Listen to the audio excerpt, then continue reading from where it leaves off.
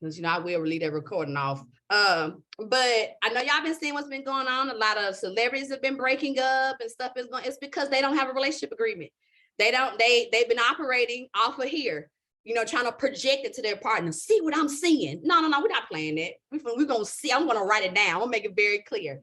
So that's the reason why I want you guys to do it, because I'm a firm believer that once you know what you want and what you desire and know who you are and what you desire, you should be talking about this. You should be putting this up front, meaning that you should be starting your relationships off with these agreements, saying what you need and what you desire, and not going into it and, you know, starting a whole relationship, or either y'all done had sex and the sex was okay, or maybe the sex was bomb, you know what I'm saying? But you wanted a little bit more, but you don't know how to say it, okay? So you just been doing what I like to call being all in your head, trying to shoot the information over to your partner versus just having a real hardcore conversation. So my desire is that after we finish this class, that moving forward, whether you are currently in a relationship, you start to get what you want, because you're saying it, okay? If you're not in a relationship, then you will be drawing in partners, or you will be having relationships where you're starting off with the agreements and telling people what your wants, needs, and desires are,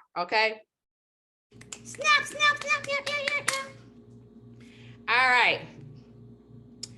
So let's get into it. It's class time. That made me hot. Whew. Jesus. Okay. All right, let me share my screen. All right, so today's topic and conversation, of course, is about this right here: love language and sex drive in astrology. So we went over the Libra dynamics and stuff in our last class, but this class I want to dig a little bit more deeper into the love languages side, as well as, because we're in the full moon in Aries. Aries is ruled by Mars.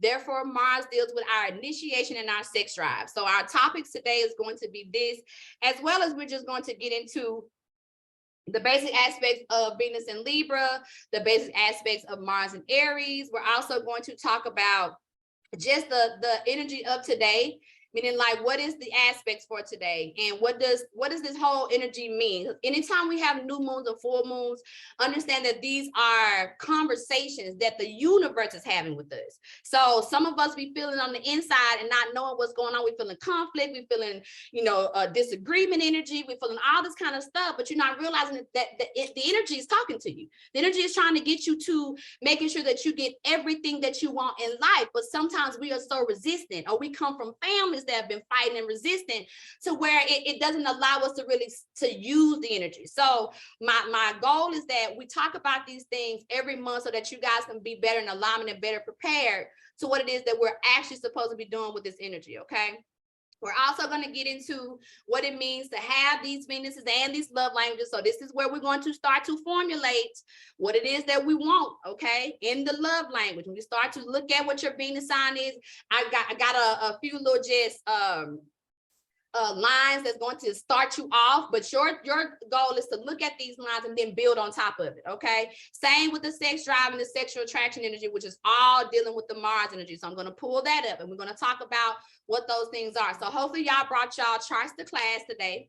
Okay, and if you brought your charts to class, I'm going to be asking y'all as we're moving through, like, where's your Venus, right? Where is your Mars? Those are the main two things you need to know today. You need to know where your Venus at. You need to know where your Mars at. And if you are an Aries or a Libra in the room today, congratulations. I'm glad you made it, okay? Because this right here is not necessarily just for us, but it has a lot to do with us, okay? So wherever your Aries and your Libra energy is, that's what we're going to be focused on today. Then we're going to get into the relationship agreement. I'm going to pull up the agreement, and I'm going to walk you through it, okay? Walk you through what does these questions mean, or what are we doing when it comes down to this relationship agreement, okay? So that when you leave here today, that you'll know exactly how to complete it. Send it in to me. I'm going to go over it. Like I said, jot down some notes, give you a few more things to add to it. So now you will know how to actually initiate yourself in these relationship conversations. And when I mean relationship conversations, I'm not just talking about love relationships. I'm talking about all of them, okay? Libra don't just rule your romantic relationship. It rules your coworkers, your partnerships. So if you got any business partners, that Libra house rules that too, okay? So this is not just about the relationship dynamics of your partner. This is about all of the relationships. Some of us are not holding up our boundaries because we don't know how to express ourselves, okay? So this is going to help with that as well. And then, of course, y'all know one of my favorite things, being that my background is in science. Y'all did not know I am a licensed microbiologist. That's what my education is in. That's what I went to school for. And so me not necessarily being in the practice of medicine anymore, I found that I can still use it because medical astrology. What? There's a such thing? Yes, it is. So when you start to have ailments and stuff in your body, it's starting to let you know that there's certain aspects that you are resisting, okay? So we're going to talk about the axis of the Libra and the Aries dynamic in medical astrology, which has everything to do with the adrenal axis, okay? And we're going to get into that. So that way, if you guys are starting to feel any of the symptoms of this medical astrology dealing with Aries and Libra, then you know where it's coming from. You know you need to tighten up, get more in alignment to your Aries and your Libra qualities, okay? All right, so let's get into our Libra. All right. Okay, basics of Libra. Okay, so, and even though we went over this, you know, that's what astrology is. It's repetitive, right? It's us repeating the same thing over and over again so that it can get stuck in our brains. Okay, so the symbol of Libra is the scales. Okay, the dates September 23rd to October 22nd, and that can shift depending on if it's a leap year or not. The element is air. The planet that rules Libra is Venus. So that's why we're having a Venus conversation. We're having a Venus conversation because Venus governs Libra dynamic. Not only does it govern the Libra dynamic, it also governs the Taurus dynamic. So when we come back around again to next year and start talking about Taurus, we're going to be talking about Venus again, but from the Taurian perspectives, okay? And what does that have to do with Venus? This aspect of Venus is about the relationship dynamic, the partnership dynamic, the balance of, you know, justice. All those things have everything to do with Venus on this side, okay? The polar opposite sign to Libra is Aries. Why you think we have a full moon in Aries, okay? One of the things that I want you guys to start to incorporate into your minds, every month, the full moon that happens in that energy. So like, for example, we got Libra is the sun sign and the full moon is in Aries. That's because Aries is the polar opposite to Libra. That's not going to change. So when we get to Aries season, right, the full moon going to be in what? Who want to answer it? Libra. Libra, exactly. You see what I'm saying? That don't change. That's going to be all the time. When we move into our next class, which is going to be our Scorpio class, right? The sex and transformation part of our chart, the polar opposite is Taurus. So when we get to the Taurus season and we have a full moon in Taurus, it's going to be in Scorpio. These things don't change. This is what I love about God and the universe, is because it constantly gives us these mirror reflections back and forth. Your light and your dark, you're processing all the time. You're never just going to be light and not have to process dark. And the dark part of it is going to be the full moon aspect. So right now, the dark energy of the Libra dynamic is Aries, okay? So a lot of stuff that we're dealing with, the friction and all that kind of stuff, is because we're being asked to like really move on with a lot of things that we've been really stuck on, okay? The body parts that Libra rule is kidneys and lower back.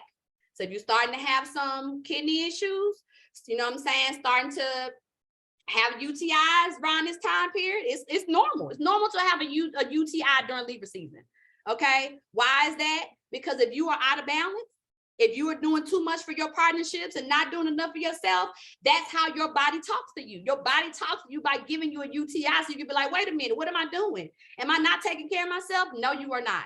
That's the evidence, okay? Or your lower back. So if you're starting to have any type of lower back pains, one of the quickest way to do is to get into some yoga to stretch it out, okay? That's another thing that goes along with Libra, is that the Libra energy is supposed to meditate, okay? You're supposed to be balanced. And part of getting to your balance is realizing that you need to just stop, okay? Center yourself.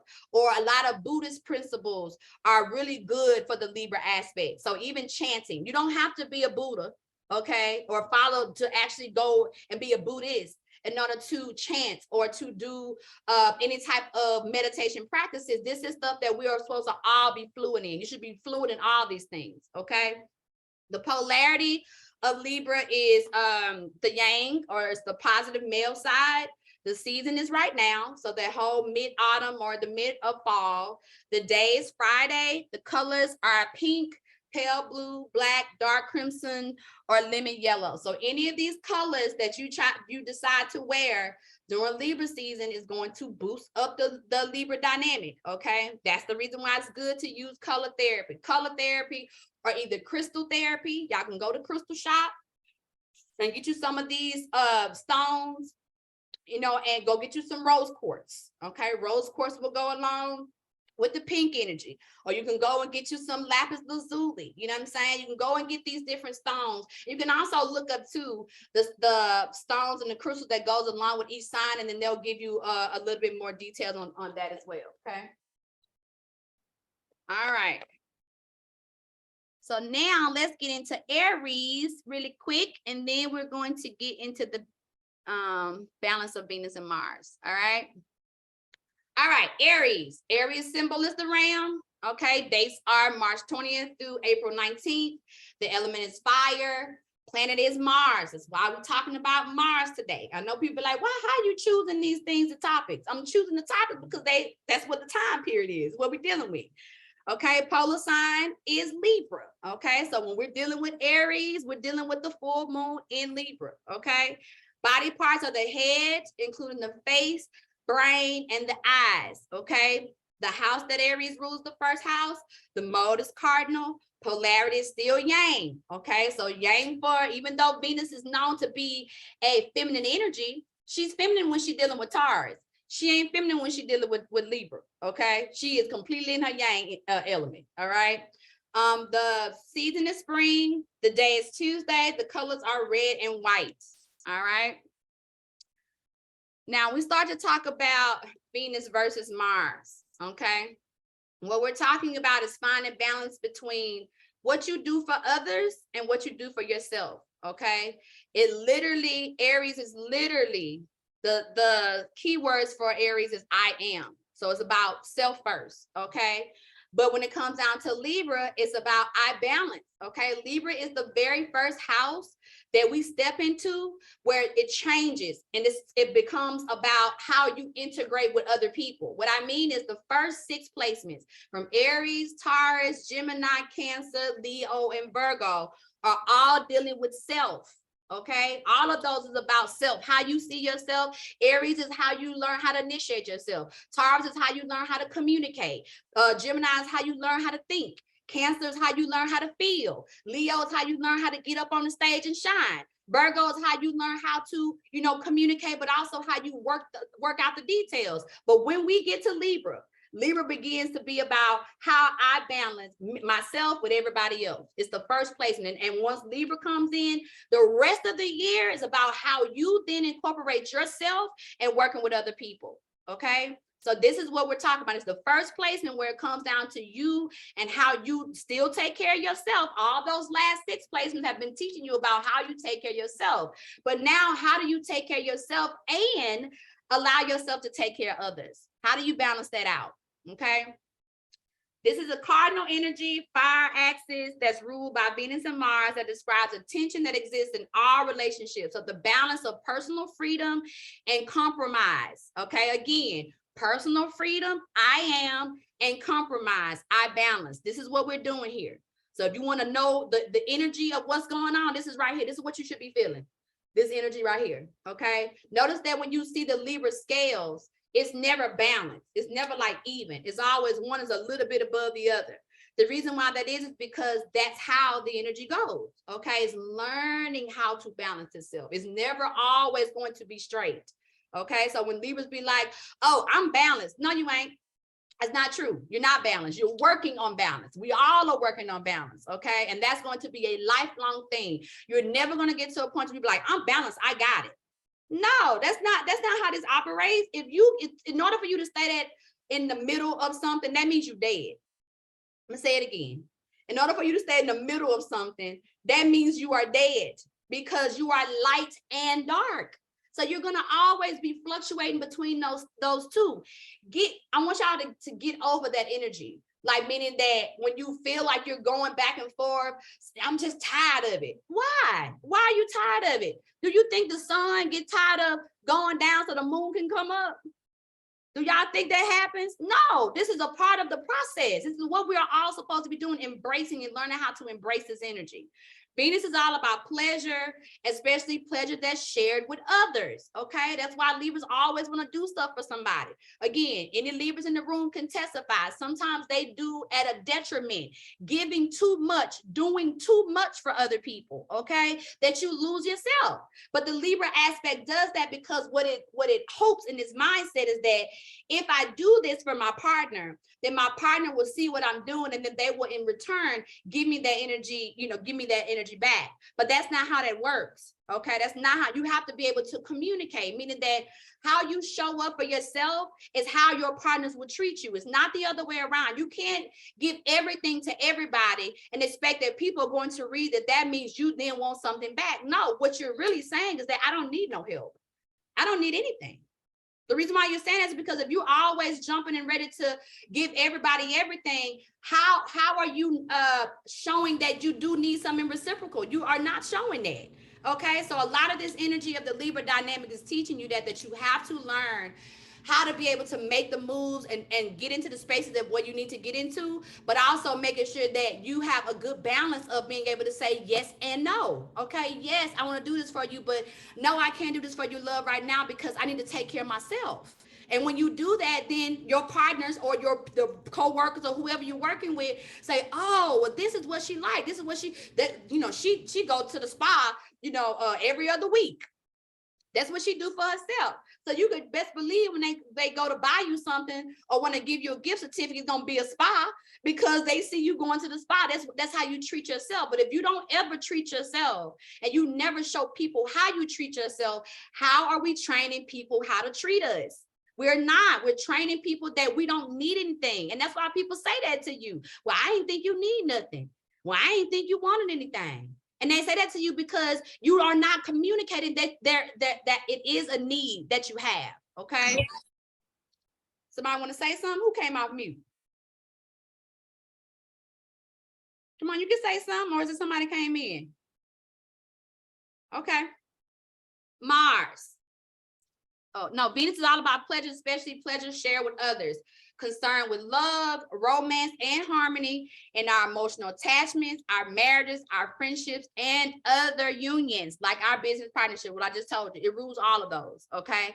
So you got to be looking at, when you think about this relationship agreement, because you're going to fill out two. You're going to fill out one that is just for you with yourself, okay? Meaning that I want you to fill out one as if you are in a relationship with yourself, because you are, okay? But I want you to express your wants, needs, and desires for yourself. The reason why you need to clearly state this is because that's how you're going to uphold your boundaries. So when we get into Scorpio season is all about boundaries, right? Well, if you know what you want, need, and desire, and we're doing this in Libra season, when we get to Scorpio season, it's going to be easy for you to determine where your boundaries lie and how to uphold them. A lot of you don't have good boundaries because you don't even know what you want. You don't know what you need. You don't know what you desire. So once you know these things, it's going to be easier for you to step into it. Okay.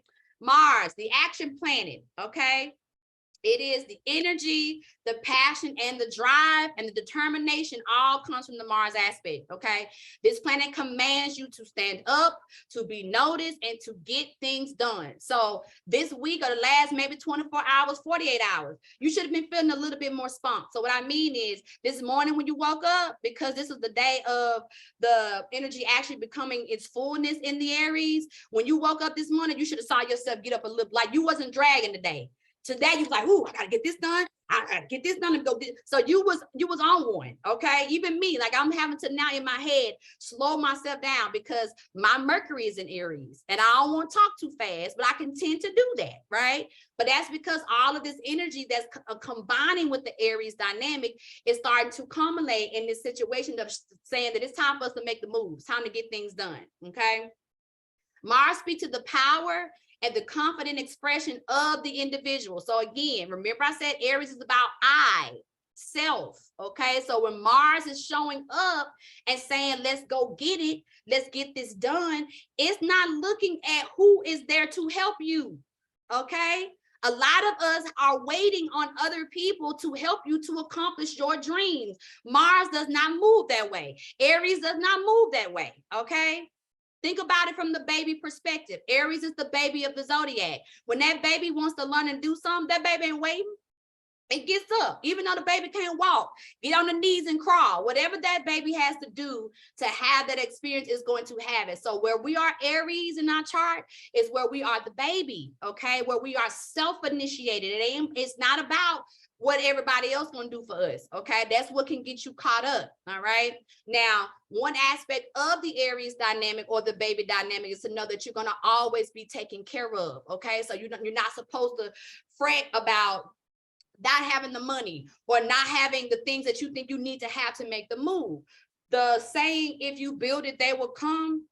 It's all about the Aries dynamic. So all you got to do is go after it. The money going to show up. The support is going to show up. But when you initiate yourself first, not a moment before, okay? It's not going to show up if you don't show up first, because that's what it's about. It's determination. And sometimes the Aries Mars dynamic want to see how determined you are.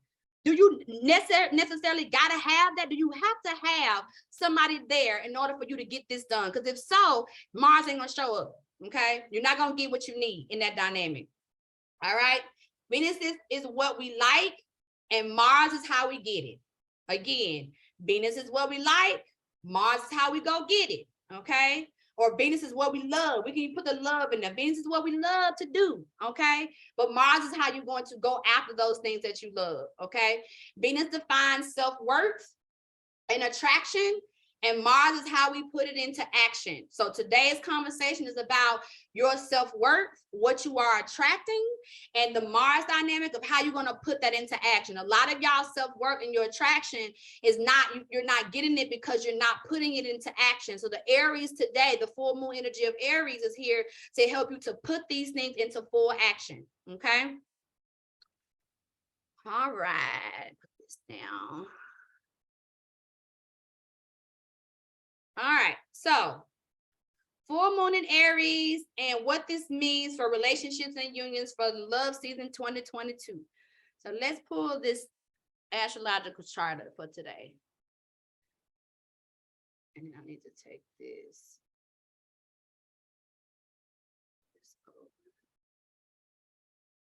All right. So one of the tools that I want you guys to write down and use often, okay? You can use it every day if you are wanting to study astrology and really get more proficient with it. The website is horoscopes.astro/seek.com.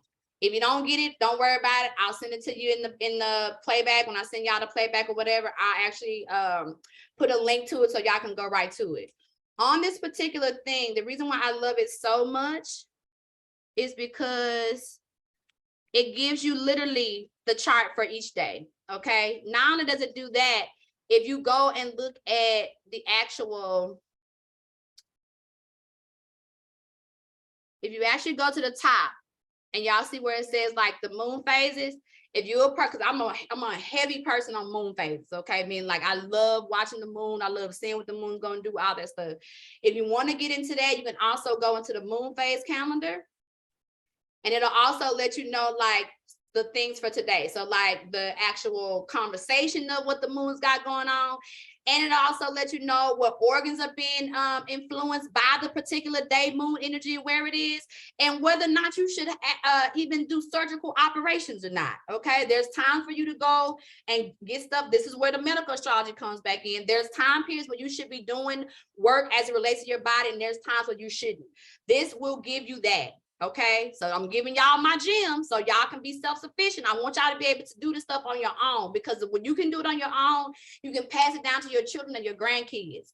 Okay, so they can be prepared. You should be prepared every day when you leave your house. You should know exactly what's going on because you are looking at it. So if you're not looking at your time passages app, because it also has them on there. Then pull up the moon calendar, mooncalendar.astro/seek.com. When you pull that up, again, it is a beautiful tool for all kinds of stuff. And even if you're somebody who likes to follow other forms of astrology, right?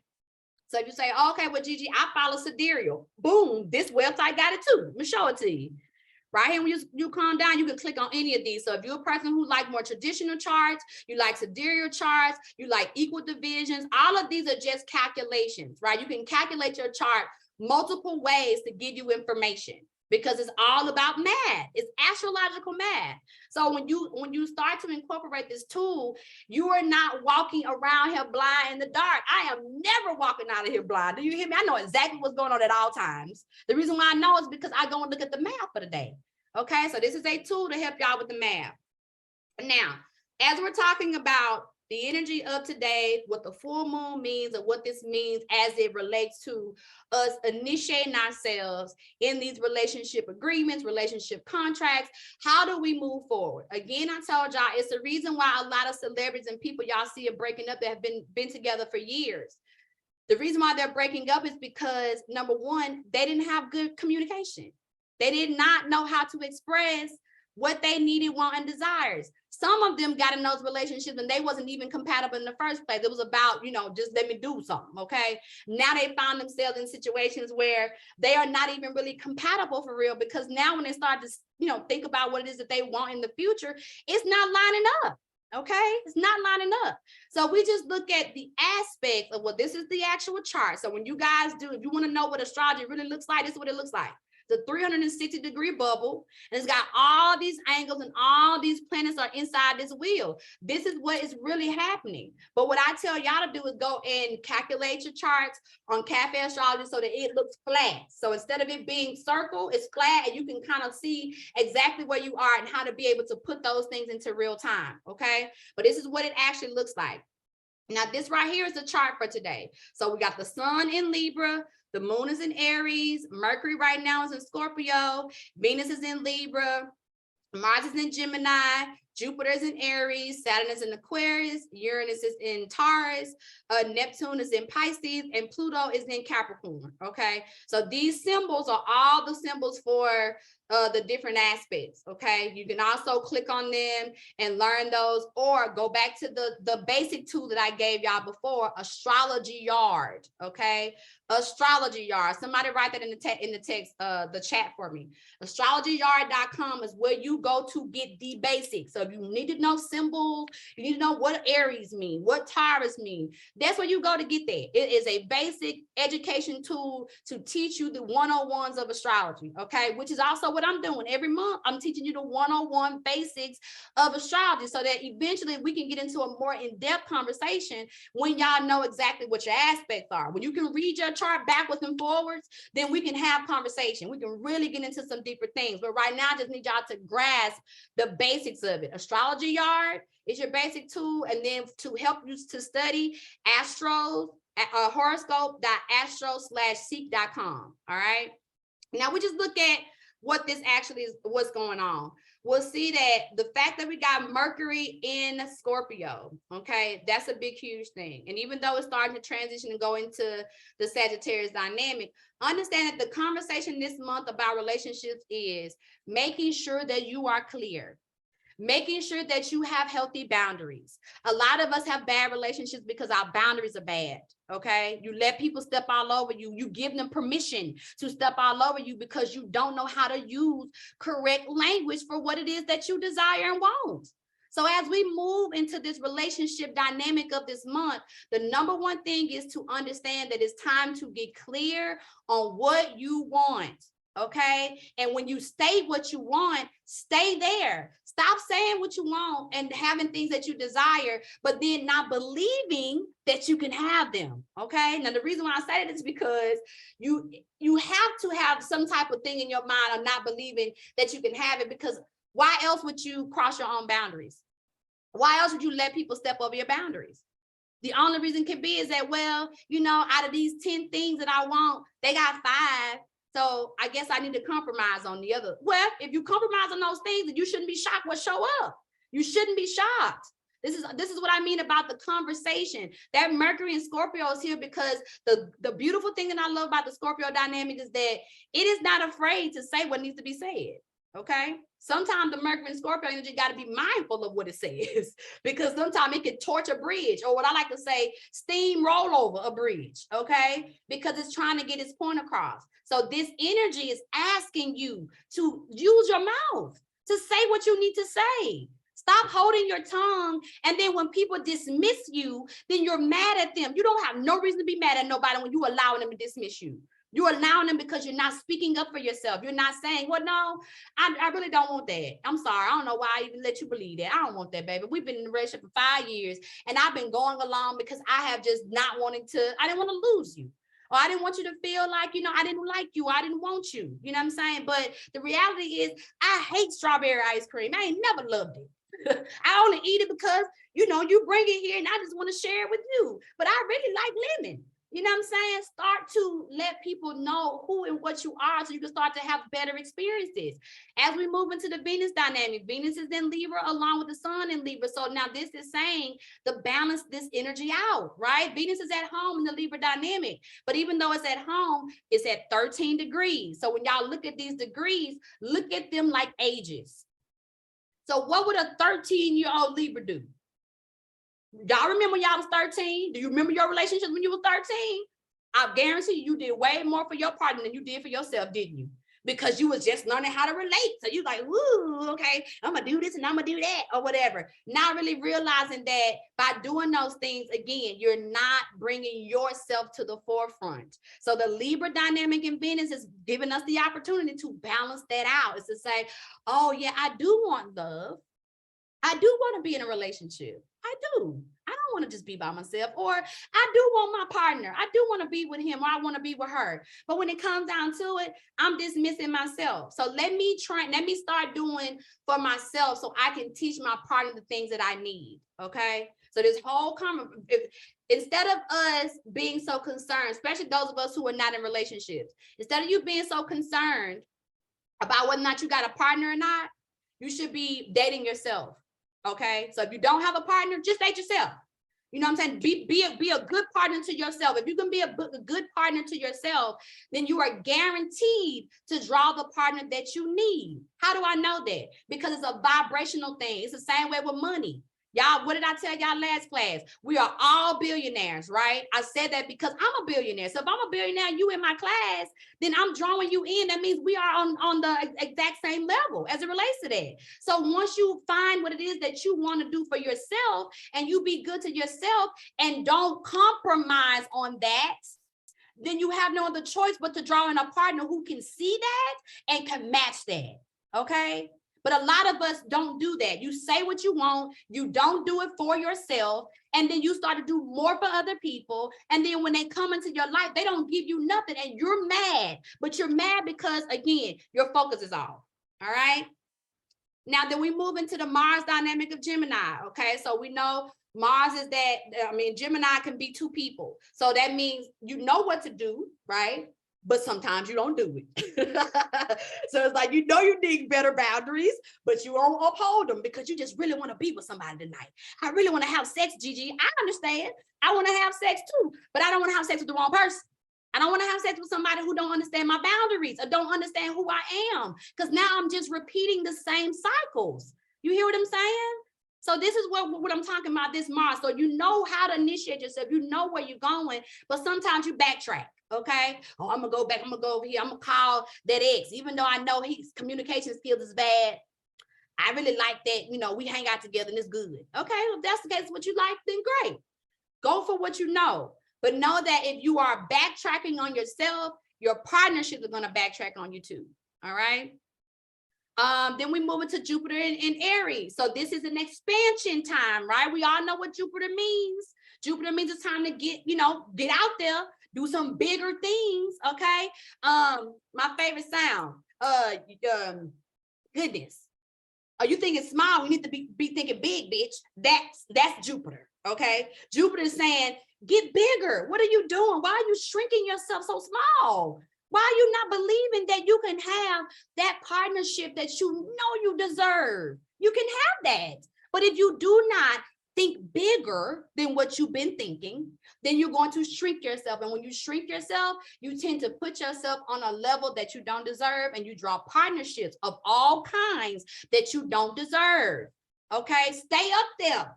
And let whoever's supposed to be is going to match up here. Either if they down here, they're going to have to work on themselves to get up there. Okay, or you're going to draw in somebody who's already there. But don't bring yourself down thinking that you're finna have a great relationship, because you're not. You're finna be mad, you're finna be disappointed, you're finna be arguing and fighting, because that Aries in you will fight. Okay, it will resist, because that's what it knows to do. Okay, Uranus and Taurus. Now understand that the Jupiter, Saturn, Uranus, Neptune energy is still in that retrograde thing. So we talked about that too. So for those of you that did not watch the retrograde class, send me a message and I'll send you the link to watch the retrograde class, because that's going to break down the fact that we still got some retrograde energy going on. So even though I'm telling y'all how to operate in it, some of it is still going to be a resistance to you. Okay, and you're going to see it when we get into Scorpio season. You're going to see how well you adapted to these principles, or whether or not you let the retrograde just completely throw you out of whack. Okay, we already been out of whack for a minute. The Mercury retrograde with all these other retrogrades was just crazy. Okay, but now since the Mercury retrograde part is over, you know, even though we're in the shadow phases of it, these other retrogrades are going to be here for a minute. We're going to start to move out of some of those too as this month kind of comes to a close. But the energy is still asking you to reevaluate, remember, revisit, revise, all those things. Okay. Neptune is in Pisces. So this is about your dreams. What have you been dreaming about in partnership? What is your dream partner? Who are you when it comes down to having a dream partner? Okay. And now when I say partner, I'm talking about love and relationships, and I'm talking about business, because a lot of y'all in here are business owners. We are business owners. Okay. So when we're talking about people that we want to build with, because we go from this right here is the Libra season to the next Libra season. So for the next Libra year, what type of business partnerships do you want? What is your dream partner? Okay. Because whatever that is, you need to get clear on it, so that you can understand that when people come in and they say that they want to work with you, if they don't have the qualifications based on the things that you say you want, then the answer is no, period. Okay, let them go and work on their skills. Let them get to the level, and then they can come back to you when they're ready. Stop giving people access to you that are not ready for you. And then when they get mad and you be like, all I try to do was help. Why are you helping somebody who ain't ready for your help? I'm talking to myself too now. I ain't just talking to y'all. Talking to me too. Okay, why are you giving people access to you that are not ready for you, and get mad when they act a fool on you? You know what I'm saying? Do a whole cartwheel and a monkey show on you, and then you want to have some problems with it. That's our fault. It's our fault because, again, we shrunk ourselves down to allow ourselves to work with somebody just because they act as if they was ready. And acting as if they're ready and the proof that they're ready, two totally different things. The proof that they're ready is that they're already doing it. Where's the action? Where's the Mars? Ask them that. When people come saying, "Ooh, I really love what you're doing. You know what I'm saying? You got this and that going on, and I want to do that too." Your question should be, show me what you got. Show me the evidence. Show me what you've been working on. If they give you a sheet of paper and ain't nothing on that, you know what I'm saying? They ain't even got the plan of action together. You still finna move forward with them on a business relationship? What you expect gonna happen? They're not ready. Okay, let them get ready. Let them go and work with somebody who's on their level of not being ready, so that they can get themselves prepared to come back to you. All right, where is your dreams? Who are you dreaming about? What are you dreaming about? And then Pluto, last but not least, Pluto in the Capricorn dynamic. Anytime we're talking about Pluto, we're talking about change, we're talking about transformation, we're talking about really turning that thing over. When we're talking about Capricorn, now we're talking about structure, we're talking about our time, we're talking about what we're doing with our money as it relates to our legacy. Where is your finances and what you've been doing with it? Have you been eating out in Uber Eats too much? That's probably one of the most beautiful things over here, is that I don't have Uber Eats, okay? Now, I can walk to a whole bunch of different things, but I got to walk to get it. You know what I'm saying?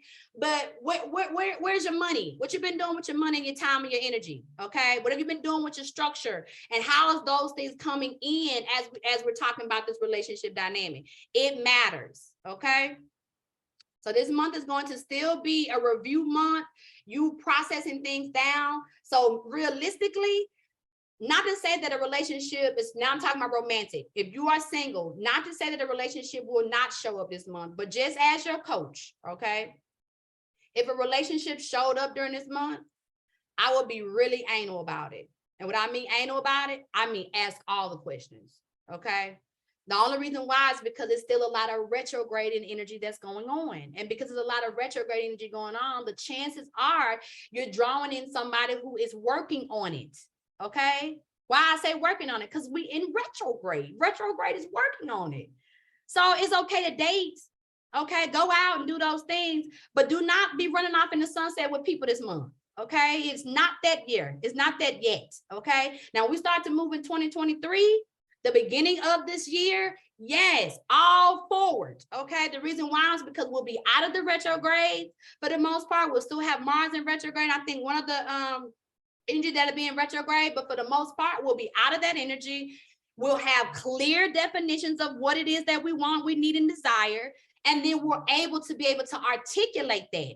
You can't articulate that right now. And because you're working on the articulation of it, anybody that shows up is to help you to articulate it, okay? So any relationship shows up, partnerships, whatever the case may be, is coming to help you to fine tune. This is a month of fine tuning your energy, okay? That's what you're doing. Got me? All right. All right, so let's get into the Venus love languages now. Let's get into some of the fun part of it. Okay, everybody tell me where your Venus at. Write in the chat where your Venus sign it, where your Venus sign, where your Venus sign it, where your Venus sign, whoop. And y'all can go ahead and say, okay, Venus in Aries, Venus in Pisces, Couture. You didn't pull your chart up, boo? Pull that chart, girl. You need that chart. All right, Venus in Aries. Okay, Venus in Cancer, Venus in Aquarius, in the 6th house. You better say that, Emily, where it's at. Okay, Venus in Sag. Don't be laughing at husband mine. You already know. Okay, Venus in Sag, Venus in Scorpio, Venus in Aquarius. Okay, perfect. Well, let's go ahead and talk about some of these then, okay? Venus in the signs, all right? So for all the Venus and Aries people, the conqueror, okay? They actively try to win you over and pursue you, the truth, okay? So meaning that Venus and Aries people can tend to jump and initiate, okay, a little bit fast, all right? But the Venus and Aries people, just as quick as they fall in love, sometimes they fall out of it, okay? Real quick, if they realize it's not what's going on. And they can also tend to be people who tend to, jump in something, jump out of it, and then if people show back up, they jump back in it again. So they'll go back and forth a lot when it comes down to that, unless they get their feelings severely hurt, okay? If they get they feelings severely hurt, they will disconnect, okay? They will disconnect and will cut it off. But Venus and Aries people, definitely are very youthful in energy. They're fun to be around. People love hanging out with them. It's like playing with your favorite childhood person. Okay, it's just like, oh, let's go do this. It's like they always say yes to the most childish things. Okay, but that's good because it's about youthful energy and it's about, staying young. So they love to be in a young perspective as it relates to their partnerships or when they are loving on their partners. Okay, and not just in their romantic relationships, but even in their friendships. Okay, the Venus and Aries person gonna come around. They gonna always have some snacks. Probably sometimes some candy, okay? Some type of little chewy something, okay? Some little giggly worms or some, something like that, all right? Why? Because they are in that energy. They're in that youthful, childish, energy, okay? Taurus Venus is sensual and passionate, so they do lead off with a lot of sensuality, and it could be very passionate to their partner. Sometimes at the detriment, they can do too much sometimes. They want to just love and just put so much energy into their partners, okay? But that's because for them, the more that they put energy into their partners, the more stable that they feel, okay? So meaning that, again, whether it's business or whether it's just love, relationship, partnerships, They love to pour in. They love to feed, okay? Buy gifts, you know what I'm saying? Do all the lavish stuff. Because why? Taurus is the money house, right? So it's like, how can I spend the money? Wait a minute, who's chatting? Love my Aries, yes to the snacks. Yes. Okay. So Tabs, you Venus and Aries too. She said, not me snacking now. Exactly. Okay. Classic of Venus and Aries, always doing some baby stuff, okay? But they're really fun. And the same with Taurus. All of the Venus energy to me is just, I love talking about the Venus perspectives because it is the fun part of it. It is the loving energy, okay? So no matter what energy that you have in the Venus perspective, it's love. It's coming from a love perspective, but sometimes it can come from the dynamic because we're talking about the Libra side. It can come from doing too much sometimes, okay? The Venus and Gemini energy seduces with words. Why? Because Gemini rules the mental communication. It's all Mercury, right? So it's Tupac, okay? So Tupac was always around the ladies, right? You know why he was around the ladies all the time? Because they love talking to him. They listen, you talk to anybody who was in love with Tupac, talk to Jada, okay? Jada will tell you. When it comes down to the conversation, Tupac had it, and women love to be around them. So it's that energy. It's understanding that when it comes down to it, the words is where they woo you and being able to really connect to you, okay? Now, I want to say this. Any air sign Venus, okay? Yeah, exactly, right on off. You know what I'm saying? But any air sign Venus is also, okay, has the characteristics, okay, of being a poly person or moving in a relationship that may tend to be or need to be a little open, okay? The reason why is because they like a lot of stimulation, right? They like talk. I just said they like talking to a lot of people. So if you ask me, maybe one of the reasons why Jada and Tupac didn't become really in a relationship like that is probably because Tupac was around too many women. And that, that Virgo's like, no, this ain't gonna happen. It's gonna have to be about me or it ain't. But still loving his energy, right? Still loving the dynamic mind that they have, or when it comes down to it. So having a Venus Gemini person in your life is going to always be an intellectual, stimulating conversation.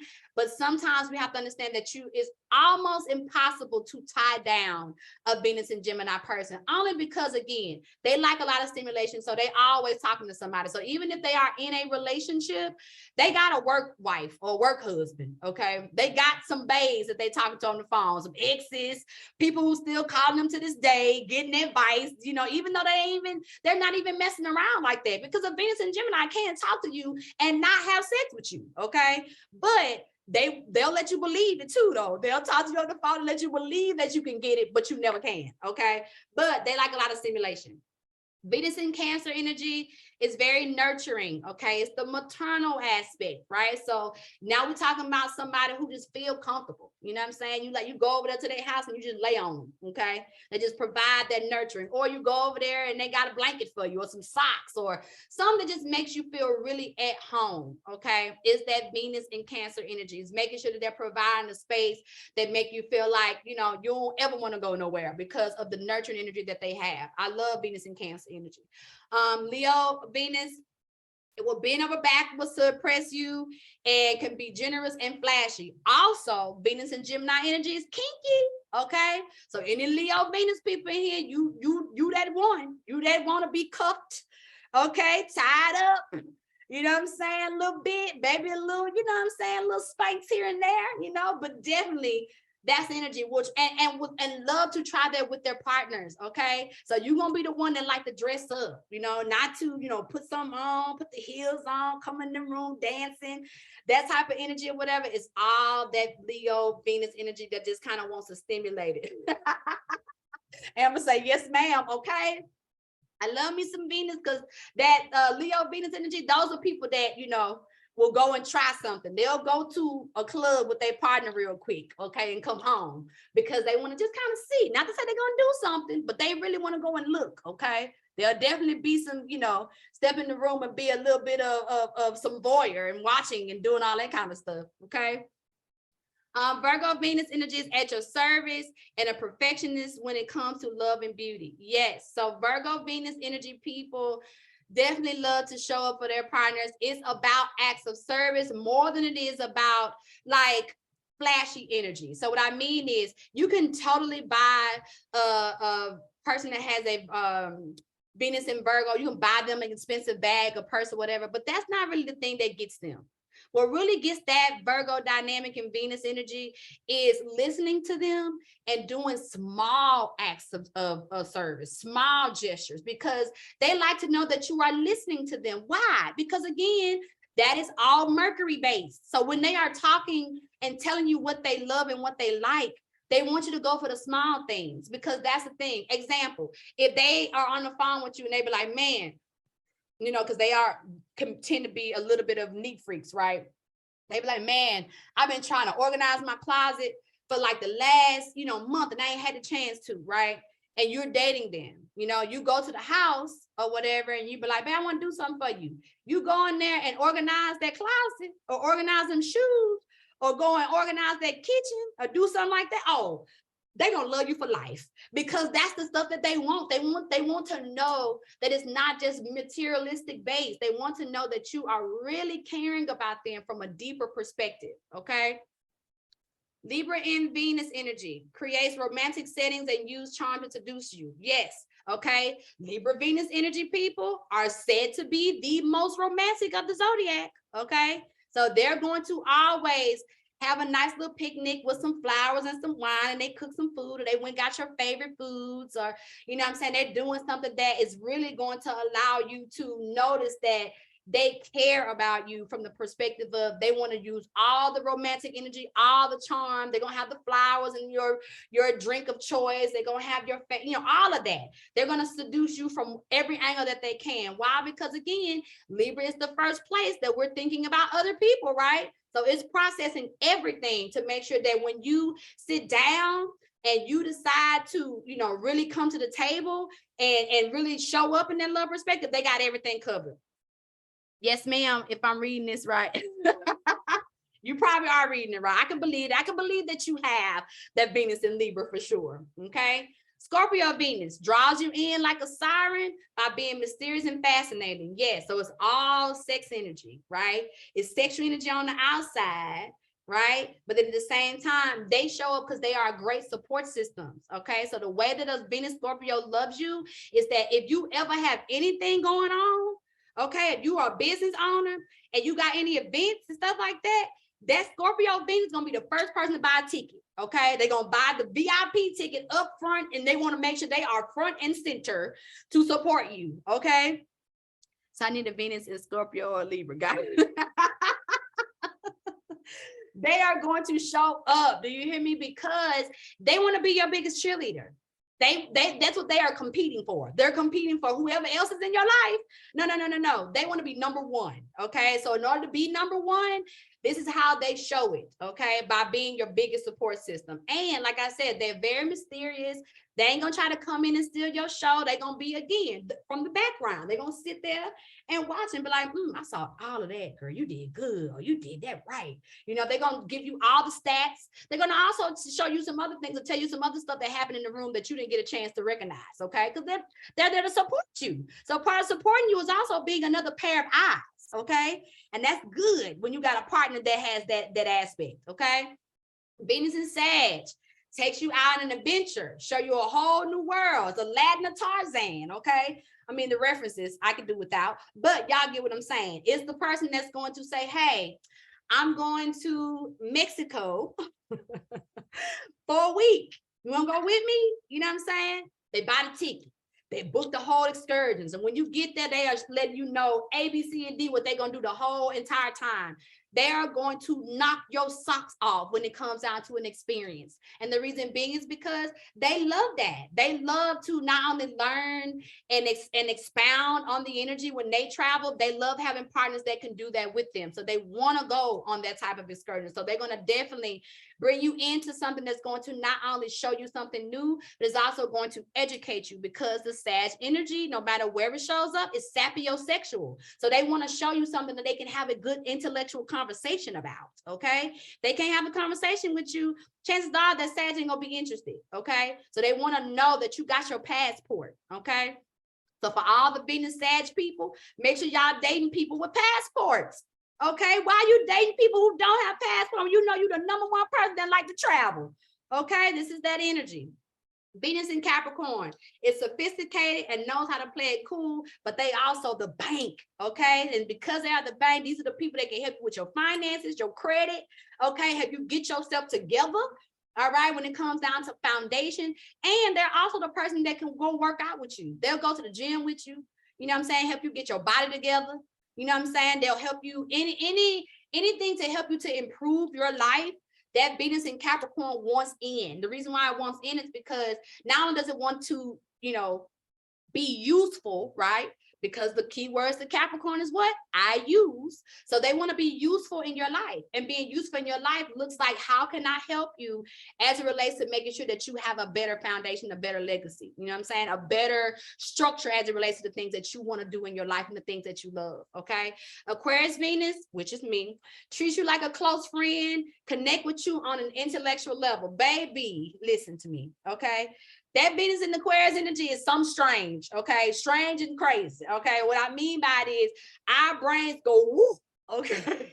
And because it go like that, having a partner who is our friend first, who can allow us to feel like we are understood or need that understanding is #1.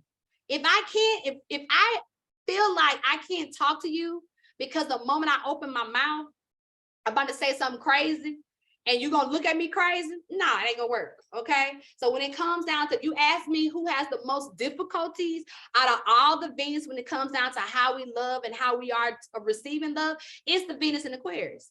And the reason being is because of that. It's very weird, okay? Very weird, and it likes a whole lot of different things. And you know what I'm saying? So us being able to communicate what it is that we like and the understanding of that becomes a difficult thing, okay? So that's another aspect. I told y'all the air energy is more so prone to having open relating or poly relationships, because for the Venus and Aquarius energy, understanding is very important. So when we find somebody who is weird and different and they can understand us, oh, we friends for life. Oh, we gonna be together, okay?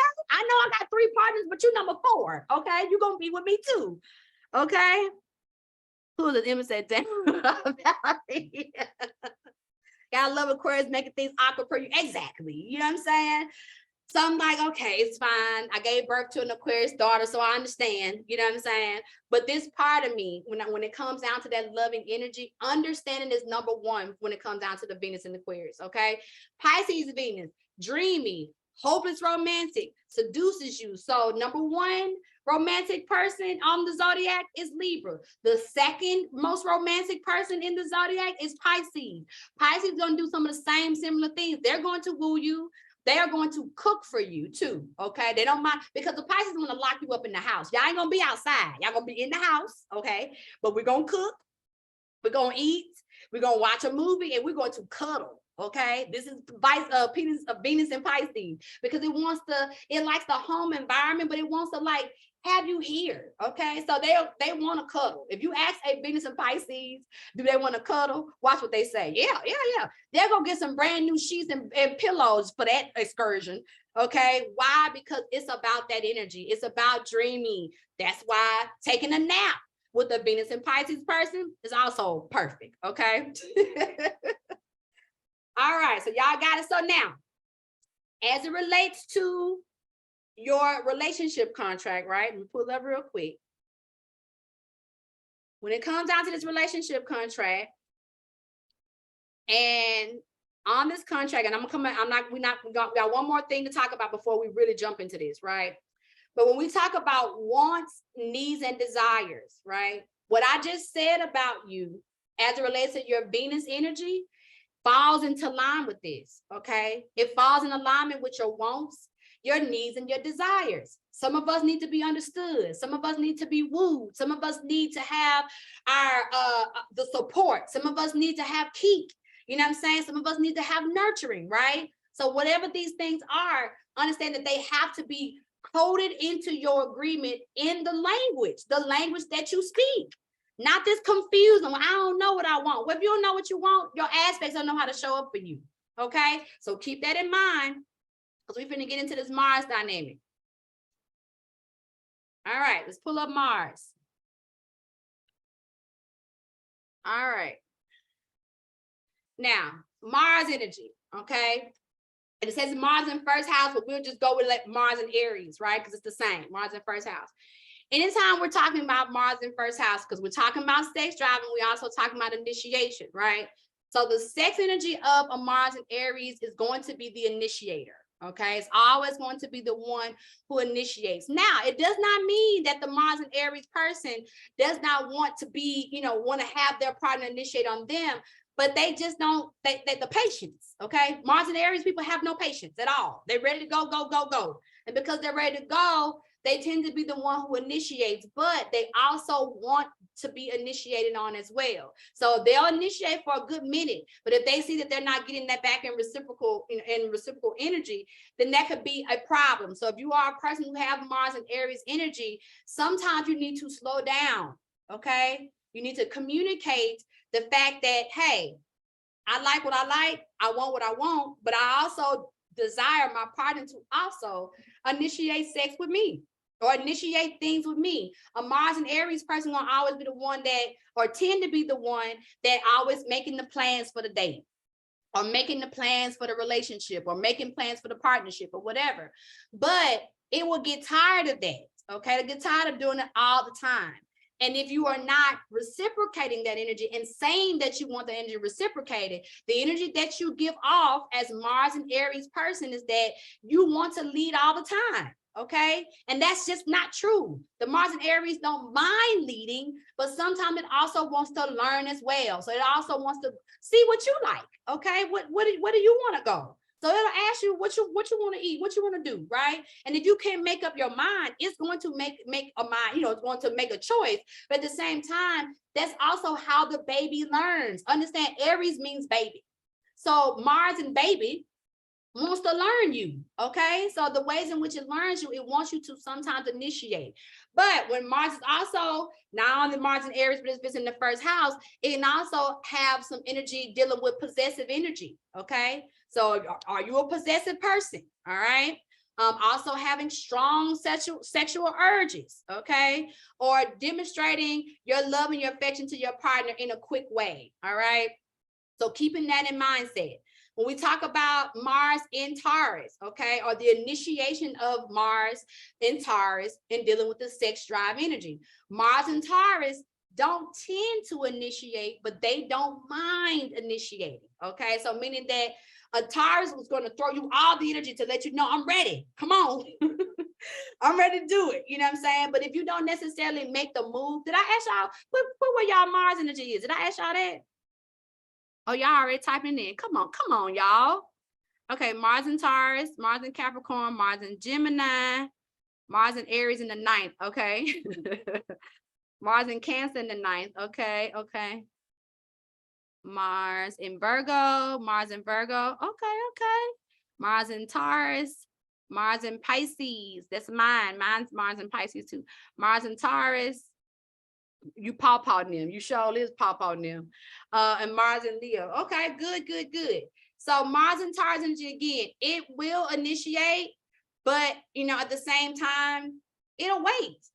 So sometimes if the partner don't initiate it, it won't do it. It'll just keep making suggestions or doing little things, or you want to drink, you want to eat, it started offering up the vices. Okay, the vices are what allow them to feel comfortable in the space, but it also allows the partner to know that they're ready for something. You know what I'm saying? So they may get in a little comfortable position, may lay over to the side and toot the booty up a little bit, stuff like that. Okay, we'll let them know that's their way of initiating without initiating, because they also don't want to make a move that is not making them comfortable as well, because they don't want to deal with the rejection. Now that Taurus don't want to be rejected, and it would avoid rejection, okay? Meaning it'll just not show up if it think it's going to get that, but it doesn't mind initiating itself. I think I initiate all the time because I'm a nympho. I think, girl, look, that's not your Mars and Taurus, that's that Aries. Okay, that's the Aries. Like, look, I'm impatient. So if you combine those two together, yes, ma'am, the Mars and Aries is gonna push that Taurus on out the way. Like, listen, we finna do something. Okay, but If we were only operating, for example, if you have Venus in Taurus and Mars in Taurus, no, you're going to do little things to make yourself, you know what I'm saying? To exactly, this is exactly what I'm saying. So that Taurus is like, we're not going to do nothing, but the Aries in you is like, yeah, we are. We're going to do something, okay? Mars and Gemini. Mars and Gemini energy can go back and forth. Sometimes they can initiate, sometimes they won't, okay? Sometimes they want to talk you to death, okay? Sometimes they don't want to talk to you at all. They want to jump right into it. So having a good read on how a Mars and Gemini person will show up can be a little bit, you know what I'm saying? Could be like, I don't know about this, you know what I'm saying? Because you never know what angle that they're coming from. So that's why you having that and letting your partner know that you have a Mars and Gemini can let them know your sides, okay? So that when they are showing up to greet you or hang out with you or whatever y'all doing, they're not thinking that you're going to be the same way all the time, because you are not, okay? You're going to be different almost all the time as it relates to that, okay? Now, when it comes down to Gemini and Mars, oh, what I do my screen? Did I pull off the screen? Okay. When it comes down to Mars in Cancer, okay? Now, Mars in Cancer energy is that whole nurturing thing, okay? So meaning that the Mars in Cancer is going off based on what it feels. So it wants to know that it's in a space where it can feel you. And if it can feel you, the Mars in Cancer is going to initiate as well. It's going to, you know, really insinuate, you know what I'm saying? You want to go lay down? You want to go watch a movie? You want to go get comfortable? You want to go get in the bed and cuddle up? You know what I'm saying? And next thing you know, they on top of you. Okay. You're like, where the kids here? I thought we were lay down and get comfortable. But to them, understand that the bed for a Cancer, oh, it's everything. It's where they eat, it's where they get real comfortable. It's where they binge watch stuff, and it's where they tear you apart. Okay. So all of that happens in that Mars and Cancer dynamic, but it has to feel comfortable. It has to be in a space of understanding its comfortability. Okay. Now we move into Mars in Leo. Again, Mars in Leo, just like I just said, that Venus in Leo is kinky. Okay. So don't be surprised. You go to a Mars in Leo house, or you are the Mars in Leo house, and your partner show up and you got full lingerie on and got some, you just bust up and be like, you know what? Come on, let's get this thing on. Just bust the flogger out. You're like, okay, let's get it. Where we at? You know what I'm saying? I know y'all like, where you pull that from? Don't worry about it. Stay out my business. Okay. I'm just saying. Okay. I got a little Leo in my chart too. Don't worry about where it's at. So understand, I'm going to keep my kink around me too. You understand? But that's the thing about Mars in Leo energy. It needs to have different stimulations, okay? It likes to be on the stage and do stuff and, have this little fun. It's about having fun in your relationship and having fun in your sexuality. So it wants to test things out, especially when it has a partner that it just loves to pieces, okay? It's going to try some stuff. So having rope on hand, okay? So I'm talking to all my Mars and Leo people. Go get you some rope. First of all, I want y'all to learn how to use these things. Don't be up here tying people up and don't know how. Have some rope and some scissors, okay? Because I don't want you tying up folks say Gigi told you to tie them up and then you can't get them out the rope, okay? Have some rope and have some scissors. Go and learn some education. I got plenty of people that y'all can learn from. So all the Leo people that have Mars energy, hit me up and I'm gonna get you started, okay? Make sure that you ain't gonna ever have to worry about your kink, you know what I'm saying, and knowing what to do in your kink, all right? Mars in Virgo. Mars in Virgo energy is just want to have sex all the time, okay? Just all the time. They sick, they want to have sex. They hungry, they want to have sex. They ain't feeling good. They had an argument earlier today. They want to have sex. They feet hurting, want to have sex. It don't matter, okay? Mars and Virgo person is just always ready to go, always ready for the sexual energy. It's always at that level, okay? I don't know what mechanism that is. I'm still trying to learn it because I'm just like, how you try? If I'm mad, the last thing I want to do is have sex. I'm not doing that, okay? But the Mars and Virgo person can totally have sex with you and they are pissed off, okay? Or that makeup sex stuff. I'm not the makeup sex person. Like we can't be arguing and you think you're gonna come in there and grab me, we're gonna have sex to get over it. Can't do that with me, okay? But I'm Mars and Pisces. That's why. Okay. Now, if I had been Mars and Virgo, I'd be like, yeah, I'm down. Let's do it. It's going to make me feel better because it's all about the workout. Okay. Virgo energy loves to work the energy out. So that's one of the ways in which you don't mind having to work it out. It's just always being ready for sex. Always. Who over rope check. Maisha is yours. Cause always, you hear me? Always ready for sex. It's just ridiculous. I'm like, get on out of here with that. Let me be mad. I don't want to do this. Okay. Mars in Libra. Mars in Libra, it could be a little bit off. The reason why is because Mars is Aries thing. That ain't necessarily Libra's thing. Okay. So the Libra energy sometimes goes back and forth. When it comes down to it, so you're dealing with a Mars and Libra person. Remember how I told y'all how the Venus in Libra is like the woo-woo person. They're going to have everything set. The Mars in Libra person is just a little bit back and forth. You know what I'm saying? Sometimes they like, well, do they want this? I think they like this. Maybe they just second guess themselves a lot or question themselves a lot when it comes down to initiating sex. So sometimes it also doesn't mind initiating sex or going towards the sexual energy, but at the same time, the Mars and Libra person much rather to have an aggressive partner. Okay, they need somebody that's gonna come in the room and really tear them up. Okay, so a Mars and Libra person will probably work best with a Mars and Aries person, somebody who just go on them. Okay, why? Because they can tend to go back and forth or waver a lot. They got the romance down, but when it comes down to initiating, they want to make sure that you are completely ready. They want to do all kinds of other stuff, right? They'll take you to the museum.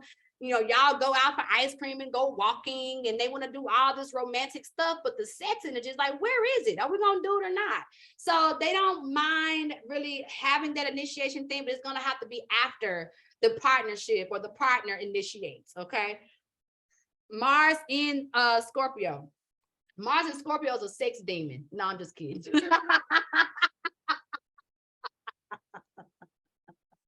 I mean, it's close to it. It really is close because the other aspect that Mars rules outside of Aries is Scorpio. So it loves being with Scorpio.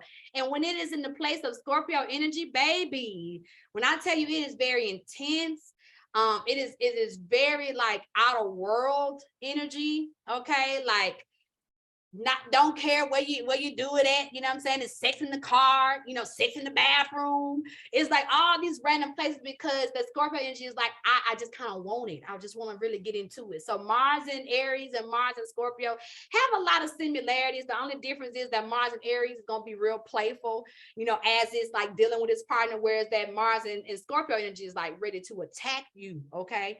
You come in there with something sexy on if you want to around a Mars and Scorpio. You ain't going to have it all long. Okay, I can remember the song that Beyonce said when she said I got dressed. It took me all this time to get dressed, but I ain't even got it on long. It's just that energy. I'm finna rip off of you what you got on so we can get into it. Okay. Mars in Sagittarius. Mars in Sagittarius, again, same what I just told you about Venus and Sag. If they want to travel, you know what I'm saying? So Mars and Sag person will take you to a hotel, even though y'all both got houses, y'all both own houses.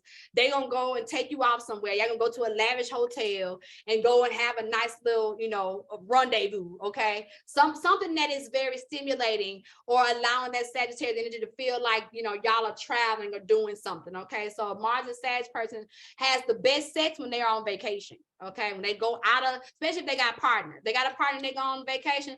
Oh, they have the best sex then. Okay, at home, they still have it. It just got to be after they have some type of intellectual stimulation conversation first, and then it comes in. Okay, they are turned on by education. So you buy Mars and Sagittarius some books, some education, you know what I'm saying? Some stuff that's got something to do with really learning themselves on a whole deeper level. That's what turns them on. Okay, that's what allows them to be ready and willing to be in any type of space as it relates to sexual energy. Okay. Mars and Capricorn energy can definitely also be kind of similar to the Virgo energy. They can also be ready, but they don't necessarily have too many new partners. Okay, so Mars and Capricorn people tend to, you know, have sex with the same people that they've had sex with over the years. Okay, it's comfortable. If they don't, that whole term, no new friends, that's all Capricorn energy. Okay, Capricorn don't want nothing new. Give me what's tried and true. Okay, so that's the dynamic as it comes down to Mars in Capricorn, wanting to be in a dynamic or some type of love, relationship, partnership with people who they have known for years. Okay, and people who they've had the opportunity to learn with, learn from, you know what I'm saying? And also, again, help out, be useful. Okay, so it wants to also be in that useful energy. Mars in Aquarius energy. Mars and Aquarius energy can be all over the place. Sometimes they love you, sometimes they don't. Sometimes they want to do it, sometimes they don't. They want to sit there and talk about intergalactic world stuff, you know what I'm saying? Things that really turns on the Mars and Aquarius energy is outer world stuff, futuristic things, talking about robots, okay?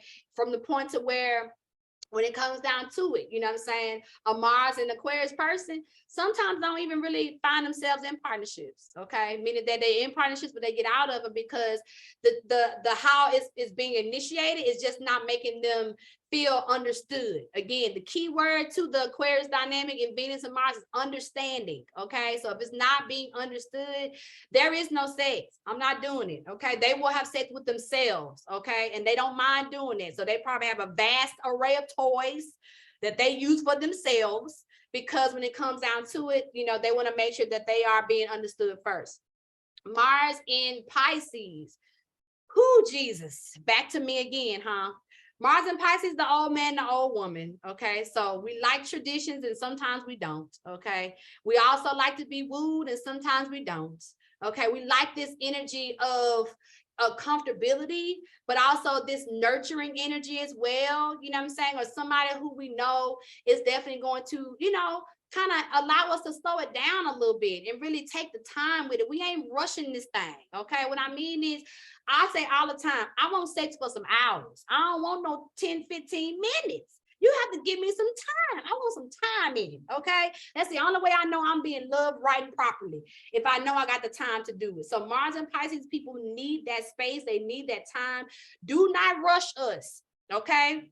You want to go somewhere? You better call me an hour and a half, at least 2 hours before, and tell me what time we leaving.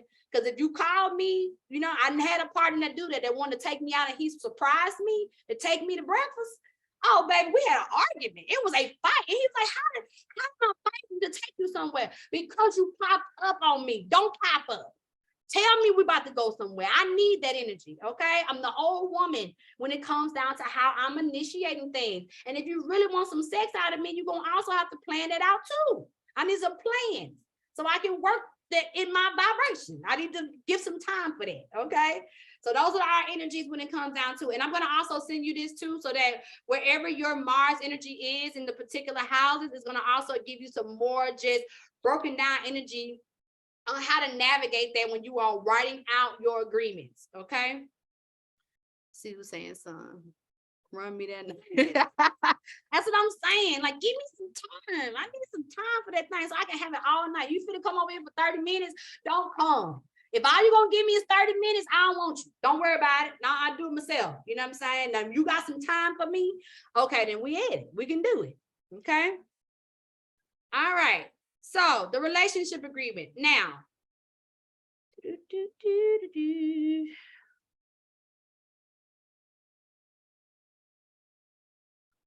Where are you? Did I close it out? Yeah, I swear I have glass and I still can't see. Okay, here we go. We'll just pull this one up. All right. So when you guys are filling this out, for those of you that have not filled yours out, if you filled it out, great. You know, we're still gonna go along with it. I'm gonna send that back to you when you send it to me, to kind of give you some other foundation to kind of go into it. But when you're filling this out, the purpose of this is everything we've been talking about the whole night, y'all. We've been talking about the fact that we got to get clearer in what it is that we want, need, and desire in our partnerships. The Libra season is here to help us with that. With all the retrogrades we just left out of and the ones that we're still in, it's about fine-tuning. This is how we're going to fine-tune.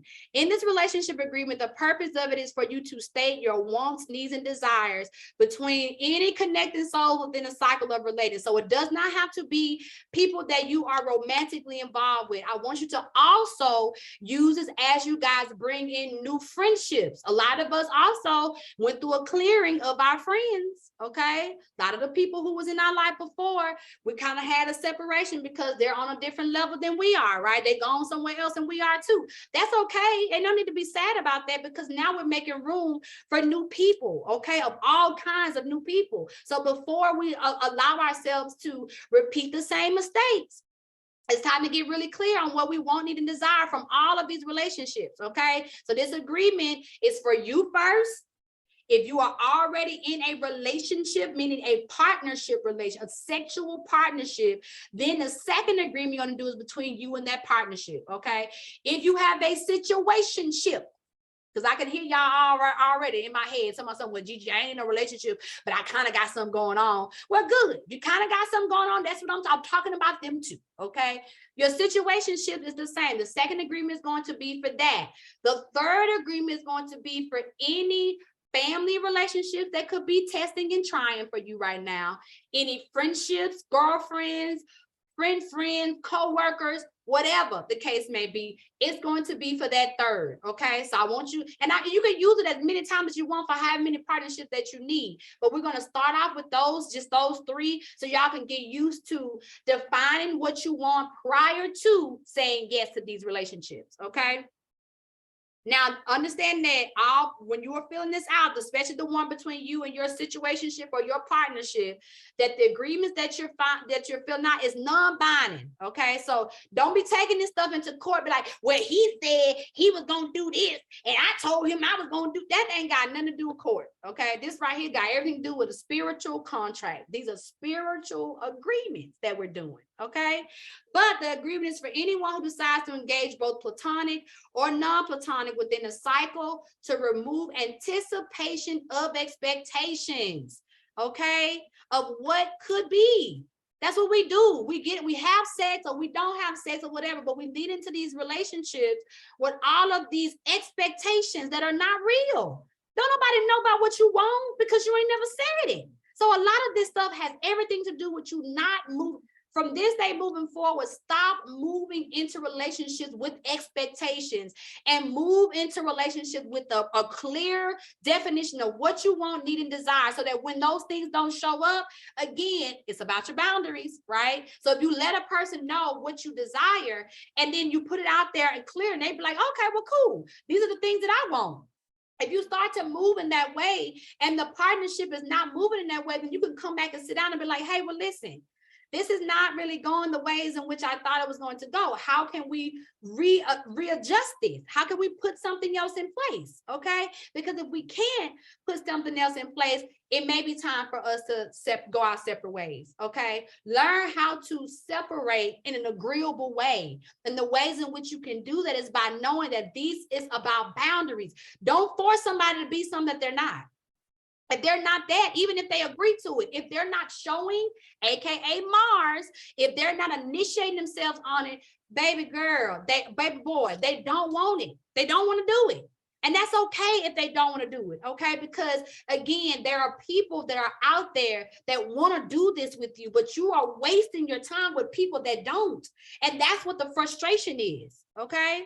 Now, this agreement allows all parties, you with yourself, you with your situationship, and you with your partnership, allows all parties, the details in this contract, the ability to create a true reality and a foundation of connection with honesty and maturity. That's what this is about.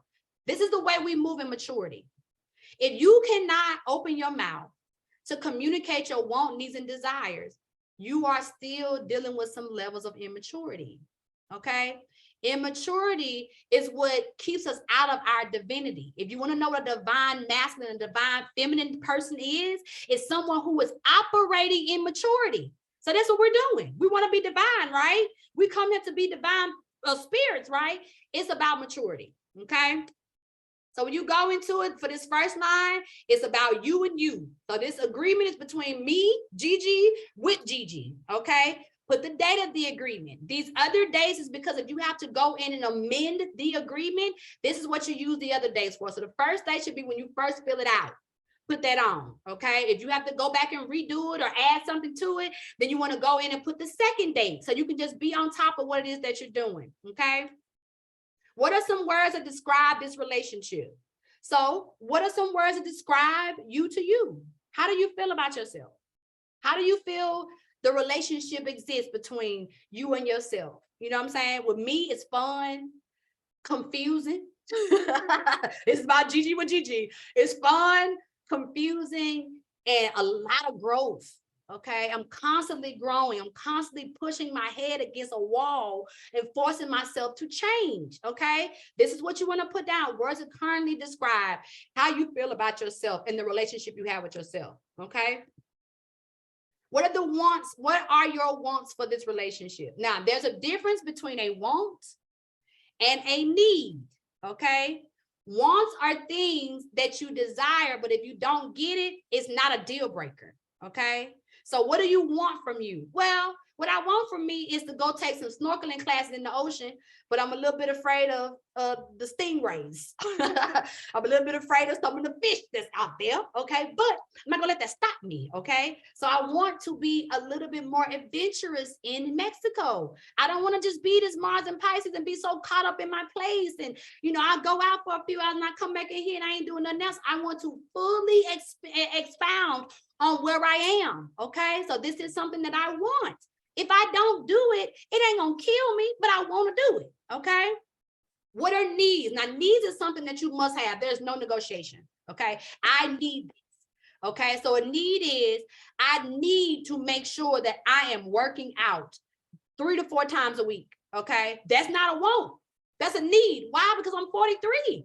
And if I don't start, my Megan Thee Stallion needs gonna go away in a minute, okay? So if I don't get out there and work this out, then when it comes down to trying to, you know, do the monkey on the sticks, your girl ain't gonna be able to make it, okay? So it's that energy. It's realizing that I need the workout for myself, okay? Now do I need that? I need to do music, okay? Why y'all think I started the class off with that?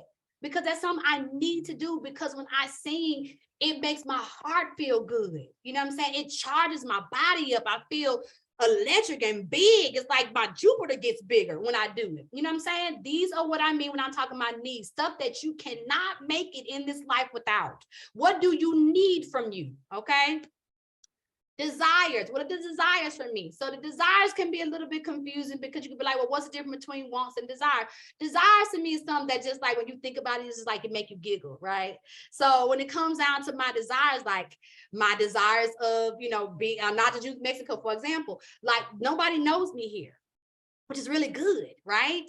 So my desires is to create in a different way here, right? So doing some events here. My language issue, I'm still having a problem when it comes down to the Spanish, right?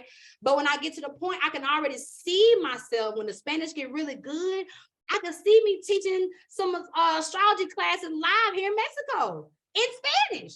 That's bomb in my head. That's a good desire, you know what I'm saying? Stuff like this. What do you desire to do with your art? Things that you've never done before that may seem big and out there, right? This is what I mean when it comes down to desire. Stuff that just make your vagina juicy when you think about it. Or, you know, the other way around if I'm a man in the room. But you know what I'm saying? That make you just, it does a little bit different for your body, because it's something that that literally like turns you on when you think about it, okay? Then we start to get into pet peeves and deal breakers in communication. What is a pet peeve you have and a deal breaker in communication that you have with yourself? And these, again, you ask me the same question when it comes down to you and your partnership. One of my pet peeves and deal breakers in my own communication with myself is beating up on myself in my head. The words sometimes I tell myself, you know what I'm saying? When I get frustrated, you know what I'm saying? Like, oh man, this is hard. I don't like that. I don't want to do that. It ain't hard. It may be something that we're going through and we're learning, but stop putting those hard pressures on yourself, because when you do that, you really do make it hard. You know what I'm saying? So how do you talk? What's deal breakers when you talk to yourself? Or what communication are you currently having with yourself that you don't want to do that no more? You know what I'm saying? You need to write those down. The same for when you're dealing with your relationship. When you're in your relationship, what is your pet peeves? What are things that you just absolutely do not like? Like my daughter told me today, one of her pet peeves is when people call her lie. She's like, I don't like that. And so when you understand what a person's pet peeve is, when you teeter-totter on it or you do something on it, instead of you getting defensive, you can apologize. You can be like, I'm sorry. I ain't mean to, cross your boundary with your pet peeves and your communication. Forgive me. That's one of the things that I'm working on. Instead of fighting, you know that you done press the button. You done press this button. You up there doing this to your partner. You know that they don't like that you doing that. Then you want to get defensive when they tell you that you're doing something to them. Why? They already told you what it was. So this is what that's for. It's for you to know what your own pressing up the button with yourself is, so you can stop. And also what your pet peeve is when it comes down to dealing with your partner or your partner dealing with you. What is the pet peeves in that communication? Okay. What are some ways you like to learn? What I mean is, you may be a person who you don't learn by listening. You learn by visuals, right? And you're working out a situation within yourself or with your partnership, and they're trying to talk to you. And that's not the way that you learn. So now you done miss all ways of communicating with them, because that's not your preference in learning. Your preference in learning is show me something. Let me see, right? This is how I pick it up. When your partner knows that, then they can match you, and same vice versa. When your partner is telling you the ways in which they like to learn or some of the things that they would like to learn, then you can show up for them. And now, not only do you don't have to feel like you're always being the teacher, now you can also be the student. Okay, we should always be willing to be the teacher and the student, because that's how our Jupiter works. When you want more money and more opportunities, Jupiter is saying, what are you learning and what are you teaching? Okay, both of those things. And that's what comes after that. What are some ways in which you desire to teach? What do you not mind doing in your partnership? You know what I'm saying? I don't mind teaching my partners astrology. That's one of the things I don't mind doing. So if my partners come in and they don't know nothing about astrology, hey, come on, let's sit down, because I need you to learn this so that when we're having astrology conversations, you can tango with me, okay? You can understand what it is that I'm actually trying to teach you. Wait, hold on, I need to get my chart.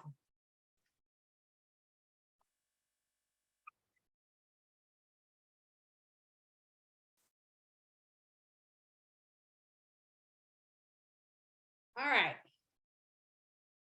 Wrapping it up. What are some current difficulties you would like to share? Now, this is going to be the most vulnerable question that you got on this agreement, okay? Because your difficulties are the things that you struggle with. And you should want to tell this to your partner. Because if you struggle with communication, the first time y'all get into a disagreement or something like that, that's going to show up.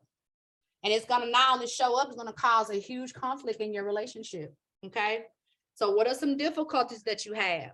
Are you a person who has abandonment issues? And the moment you start arguing or the moment y'all get into a disagreement, you run. Don't want to show up, okay? You need to share this so that when your partner see you running, they won't, try to force you into something. They can meet you where you are. They can say, okay, baby, I see that, this has hit one of your things that you're working on. You know what I'm saying? Would you allow me to sit with you, or do you want your time alone? Right? And then you can come back and say, I really want you to sit here with me, or I really do need this time alone. You know what I'm saying? Let's be mature in how we show up on that. Okay. So don't be afraid to tell yourself what your difficulties are, so that when you have the agreement with your partner, you can also say it as well. How often do you want to build this agreement?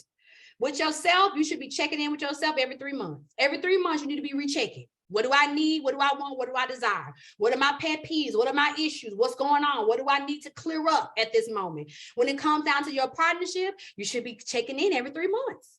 Even more, every month will be actually great. You know what I'm saying? If you can do it every 30 days, if you can be like, hey, babe, everything good. What do we do? We need to, you know, rewrite this. What's going on? You know what I'm saying? But a minimum, you got to at least do it every 3 months. Okay. So you can make sure that everything is going according to the maturity, according to the agreements. Okay. Because we're making these agreements so that we can have effective communications and relationships.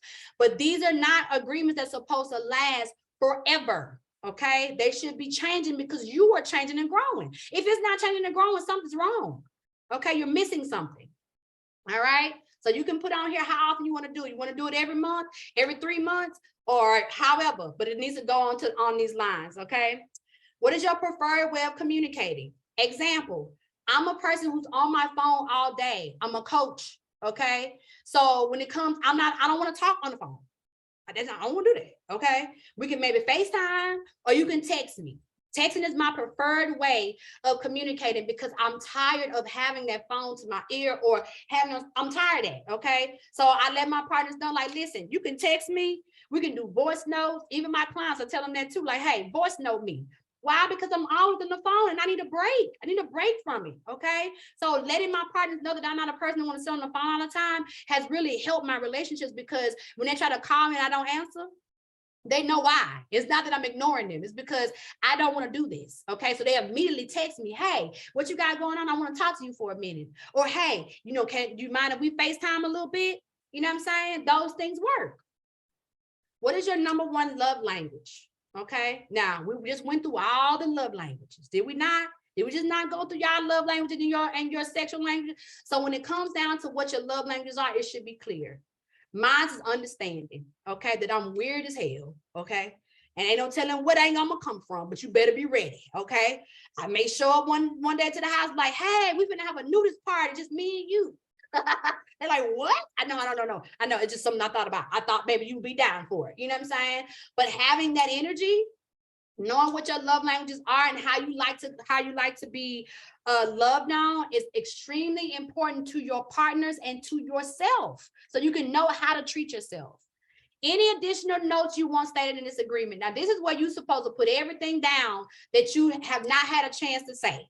If it's something that you, especially for those of y'all that have been in relationships for a long time, okay, this is where you need to put the notes in, okay? This is what I've noticed in the 5 years of us being together. I have not been able to do A, B, C, and D, and this is what I want to work on. I want my relationship with you to grow. You know, I want other partners. I'm thinking about being pilot, babe. What you think? Can we go and study and do it? Whatever your notes are, it needs to go into this agreement, okay? And then the rest of the pages are just the same. Other notes. So y'all got me? Do you see what we're doing? Now, once you do this agreement, you got one or two choices. You can either take it and you can give it to your partner and say, hey, this is the agreement that I did with myself, right? Or you can say, hey, I want to do an agreement with you. I went to my class with Gigi and she's helping me to work on some maturity in the ways in which I'm, communicating my agreements. And I want to know if you was interested in doing this agreement with me. You know what I'm saying? Ask people the permission, you know what I'm saying, to let them in. Some people may not want to do it. Some people may, right? But however it goes, you can always, even if they don't want to do the agreement with you, you can still give them your agreement. You can still let them see the things that you are working on within yourself so that they can also take some notes from that, even if they don't do it. Now, for me, you ain't finna call yourself dating me unless you can do one. If you say, I don't want to do that, that's a deal breaker for me. I'm out. We could be friends and be cool or whatever. I can hang and see you along the way. But this is a mandatory thing when it comes down to being with me. Okay, dating me, being in a relationship, a business relationship, whatever type of relationship you want from Gigi, it's gonna have to be an agreement. We're gonna have to know what's going on, because outside of that, it's bound to end in a wrong way because we don't know how we are surfacing this relationship. Okay, so I want y'all to do this.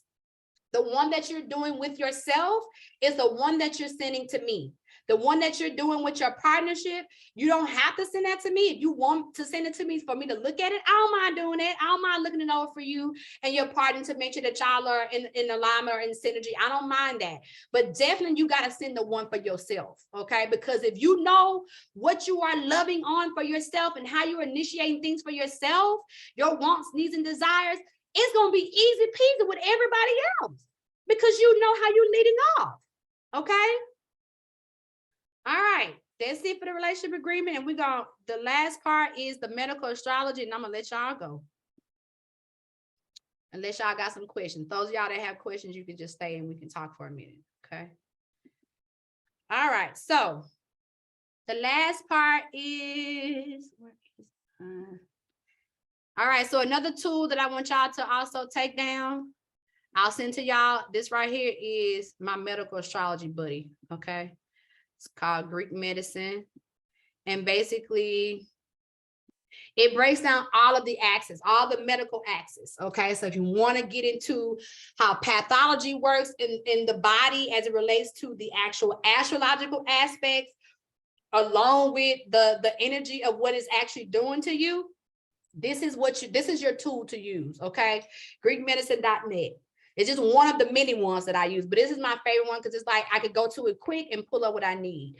So it talks about that there are 6 medical axes. Okay. So what it did was it took the sun aspects and the moon aspects, or the polar opposite aspects, and that's how it puts it on an axis. So the Aries and the Libra is on an axis. That's the adrenal axis. Okay.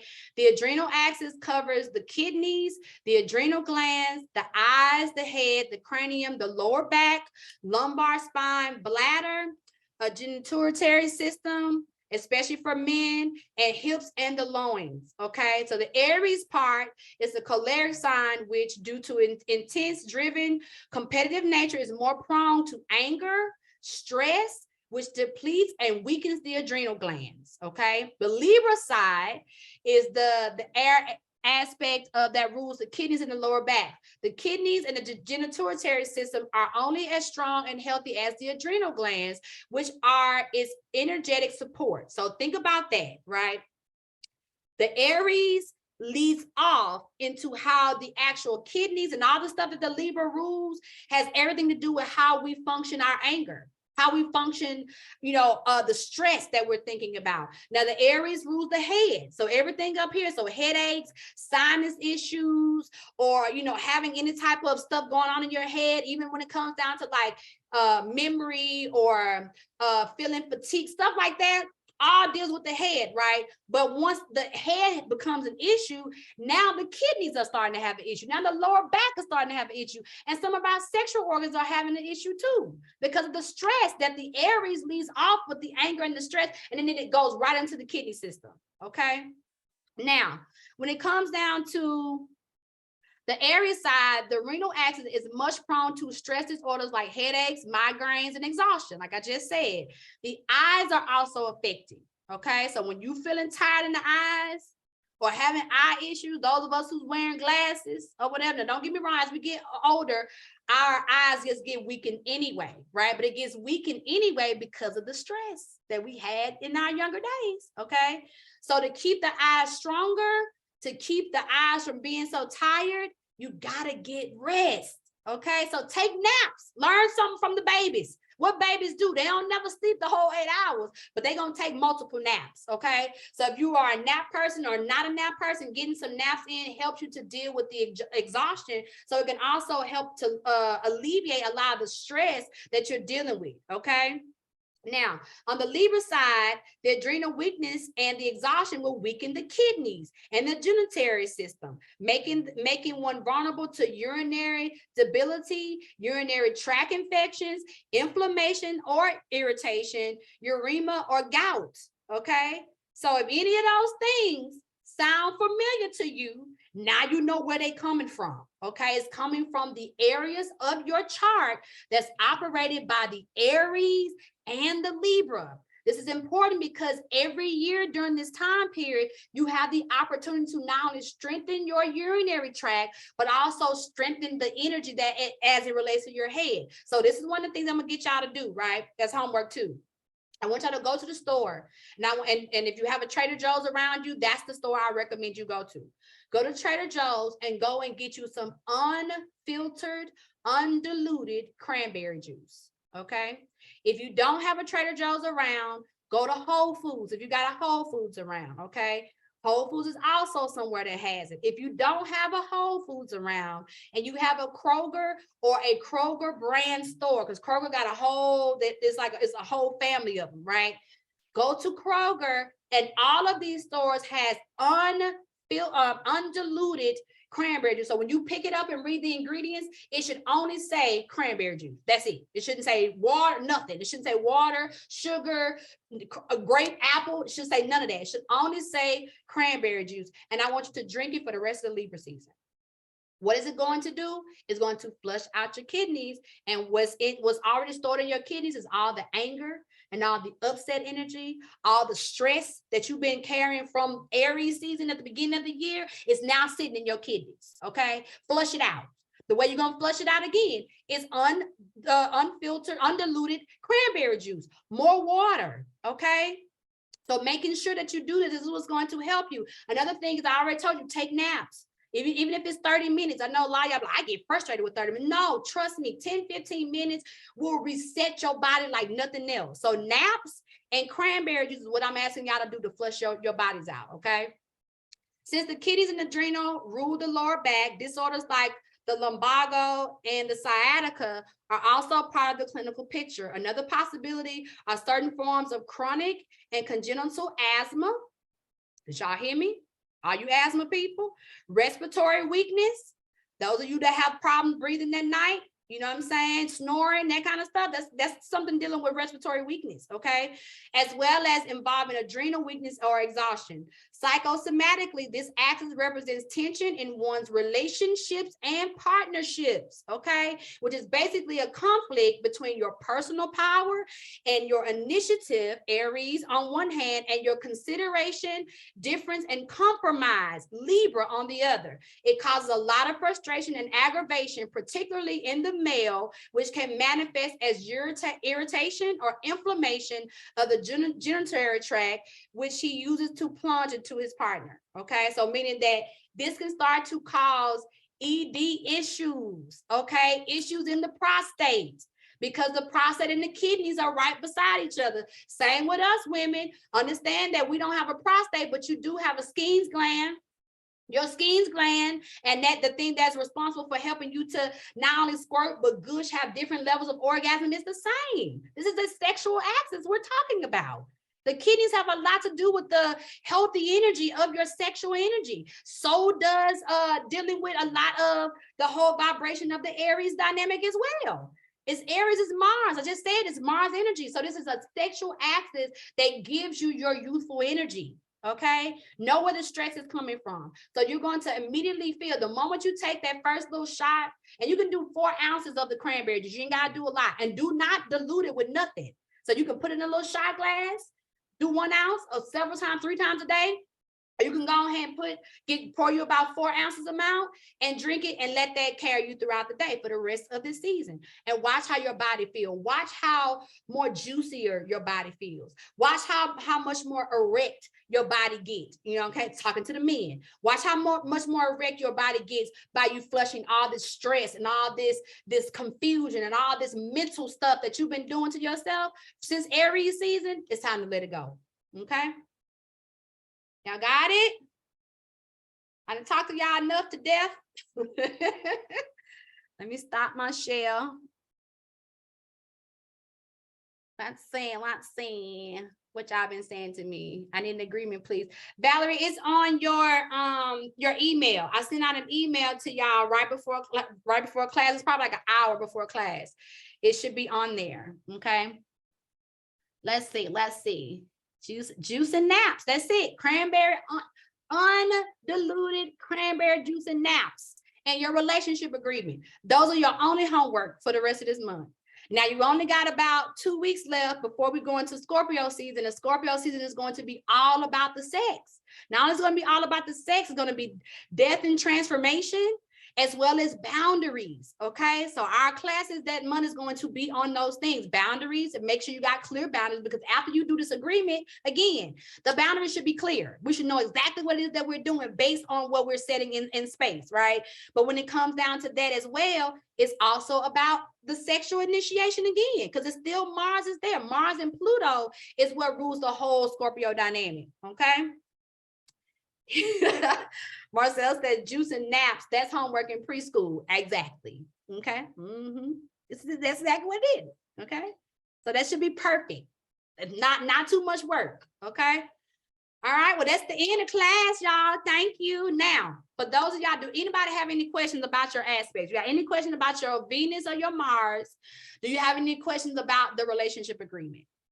You can take yourself off mute.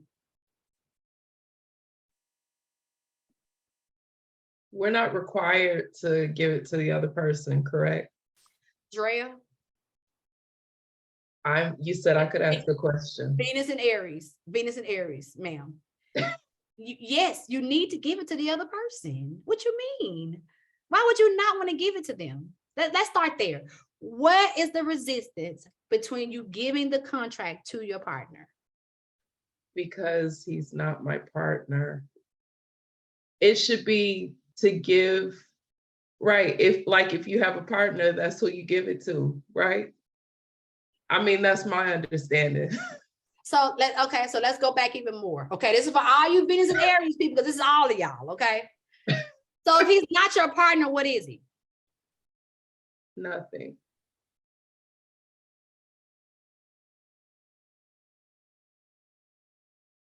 That's the answer you're gonna give? He's nothing? I mean, we're friends. Okay. So I don't have to really. Do you have desires for y'all being more than friends? Honestly. I do, but maybe he doesn't. So why would I give him the agreement? My question was, do you have a desire for y'all to be more? The answer is yes, okay? So since the answer is yes, no, you don't have to give it to him initially, but you can tell him that you're working on it and you're filling it out and ask him, do he want to read it? Okay. And if he say yes, then what you gonna do? I'm gonna give it to him.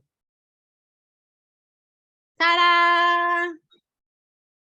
See? You see how we went all the way around the corner just to come back to the fact that you're gonna give it to him anyway? Because he gonna say, yeah, he wanna read it. I promise you, he gonna be like, yeah, I wanna read that. Because I know if it was me, if you told me you was doing something, I'd be like, a relationship agreement, what's that? Let me see what that is. And in the moment you show it to me, yes, I'm going to read that. So the answer is yes. Let me put my ass back on mute. Okay, that's fine. Any other questions? And this is somebody who came to mind to even question if you should. See? See, look at your community. Look at what your community is saying. The fact that he even came to mind, okay, about sharing already was your answer. Exactly, Maisha. Thank you, boo. You know, because she know it too. You know what I'm saying? She know it. So it ain't nobody in this class that got my back? We do. That is having your back. What you need? That was her having your back. It's exactly what that was. We all recognize that this is somebody who is important, okay? Even though it may be thank you. I appreciate the comment. I'm just doing what I do. It's the Aquarius in me. I'm just doing what I do. Marcel said he got your back, Dre Day. Thank you, Marcel. Maisha said she got you too. So we all got you. We all want you to have the desires of your heart. That's what I want everybody to have, because that's what I want. So I want y'all all to have what you desire. I don't want you being so scared that you don't show up. Again, Mars is pushing you to show up, okay? Really, the basis of me bringing that up and not wanting to, like, how do you not make it awkward? Awkward. Isn't it gonna be awkward for me to be having this desire and bringing this up and giving him this information? No, nope. It's not. It's only awkward in your head. Or is that me projecting again? It is. Yep. Thank you for catching it yourself. It's you projecting from your own head. He's never told you this. So again, all that stuff I was telling you the relationship agreement does, takes out the expectations, take all this stuff in your head that you processing that is not really real. It takes that out. It's gone. So the only way for you to get clear is to, number one, remove this and then offer yourself. Be vulnerable and offer yourself. You know what I'm saying? If he said, you tell him and he said, well, no, I'm good, I don't want to read it, then that's okay. And then you don't have to share it. But I already know that's not going to happen. And you know it's not going to happen too. That's why you were saying that. Why, do I have to give it to him? No, you don't have to give it to him, but you will. You will. That's if I even bring it up. Okay, back on mute. Sorry. Anybody else got any questions? And no, it can't be the same question Drea just asked. I have a question. Uh-huh. So, if it's somebody that like you are not in, like you're in separation with at the moment, how do you, I guess, do that? Why? Okay, so the first question is to ask yourself, why are you in a separation with them? Because you didn't say it was over, right? So basically what you just said was y'all are just taking a break. That's what I heard, and I'm sure everybody else heard. You are on a break, right? Well, well, I don't know, because I was kind of the one who was like, you the one called it quits? No, not really. I kind of called it quits of being friends because we were dating, and then it was just too hard on me to be friends because I still cared about him. Okay. But now that I've gone through all of the motions and feelings and everything, I do want him back in my life. Okay. So it's like, but I'm also like, I don't know, that's scary because like, what if I'm regressing? I don't want to regress. So when it comes down to, I'm one person who don't believe in regressions. Okay. I only believe in when you are in alignment to you, you're only moving forward, right? So if you know this is something that you kind of want him back, that means the lesson is not over. So how are you regressing if the lesson is not over? So when it comes down to sharing this, I'm gonna tell you to do the same thing I told Dre to do, right? Which is to offer it, right? So meaning like, navigate your way back into the conversation, whether that be to reach out. And like I tell people, y'all can always use me. You know what I'm saying? You can say, hey, listen, I've been working with my astrology coach and she got me doing this homework and I wanted to see if you're interested in reading my agreement. You could just lead off like that. You know what I'm saying? Use me as a scapegoat, okay? If you are uncomfortable using yourself, I'm okay. Because at the end of the day, I know they ain't gonna come say nothing to me. They ain't gonna come to me. So you can use me as much as you need to put yourself in alignment to do what needs to be done. But if you are feeling something, especially now, if you're feeling something, the relationship is not over. The agreement is not over. So initiate yourself into the agreement. Okay. Okay. I'm gonna have an opportunity to as well. I'm going back to Orlando, and that's where they are. So it's, I don't know, it's scary. It's supposed to be scary, okay? If you're not feeling nervous about your life, you playing small, and that's in all areas. Mm-hmm. You should be feeling a little bit like, whew, little, you know, anxious and a little excited because you are growing. And as you grow, the people who are supposed to be there with you are going to grow with you. So it's supposed to feel that way. Okay. Okay. Mm-hmm. You got it. Thank you. Yes. All right. Who next? Who else? Gigi, can you hear me? I can't hear you. Who that's saying something? It's me, Brittany. Come on, Brittany.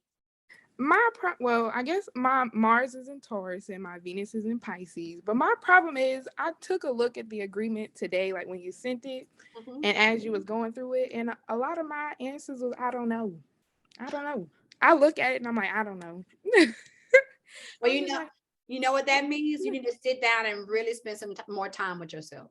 You know what I'm saying?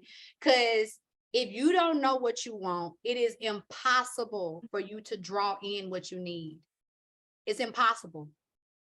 So I feel like maybe you know what it is that you want, need, and desire, but maybe you've been in a space of dismissing yourself. Because you say your Mars is in Pisces or your Venus is in Pisces? Which one? Wait, my Mars is in Taurus, my Venus is in Pisces. Yeah, so Venus in Pisces, meaning you've been doing everything for everybody else and ignoring yourself. So you just haven't put yourself as a priority at all. Because the Pisces energy can also be where you escape from yourself. You know what I'm saying? You don't show up for yourself. You use biases or run away from yourself, not making yourself the center. You know what I'm saying? But you make everybody else's situation, things that they need. Oh, they get all your time and attention with no problems. But you, for yourself, you don't do that. So this is going to be one of them things where you got to get alone, baby. You need to spend some time by yourself. And spending time with yourself and ask yourself these real questions. Like even today when you ask your I don't know, that's part of the escapist tendency I'm talking about. And I have Mars in Pisces, so I understand, okay? It can tend to be a little bit difficult because you have not had the opportunity to make yourself the focal point, okay? So spend some time with yourself.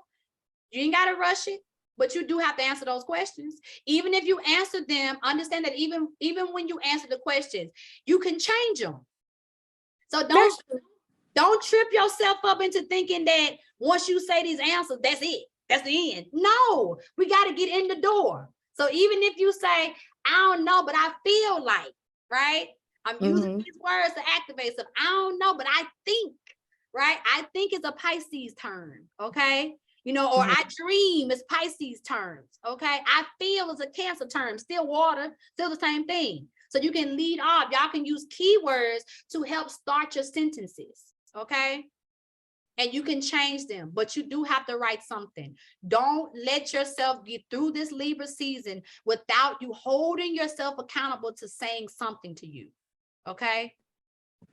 I think that's my problem. I don't like to hold myself too accountable. I know. That's classic Venus and Pisces. Escape, just run. I don't know, just run for the hills. It don't matter, you know, but that's not going to get you the true love and energy that you desire. Okay. Don't, and listen, you can hear we all in this together. Everybody is saying the same thing. Okay. One thing I tell people when we have these classes, if you in here with me, we the same. We all going through it. Don't y'all look at me just because I've been studying this longer. Don't mean I'm not going through it. I'm going through it too. Okay. But I'm going to hold me accountable. So I'm going to hold you accountable too. You got to do it. You have to do it. Do not go into the Scorpio season without doing this, because 2023 is going to give you more. And if you don't know what that more is, how can you get it? Okay.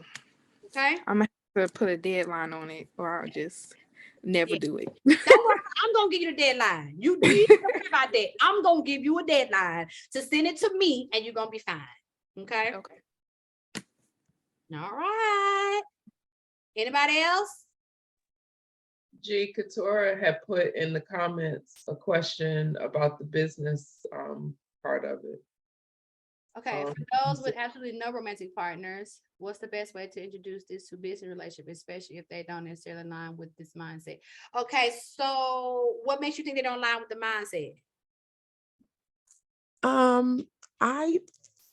I mean, I just catch a vibe from certain people. I just don't feel like, I feel like some people are maybe have a more traditional mindset about things, like maybe more Christian than, you know, more religious, I should say, than anything. So anything that has to do with spirituality or crystals, alignment, stars, it makes them uncomfortable. So I don't want to ever make, especially business relationships, uncomfortable, but how would I kind of introduce this to them? So if you notice, the relationship agreement don't mention astrology at all.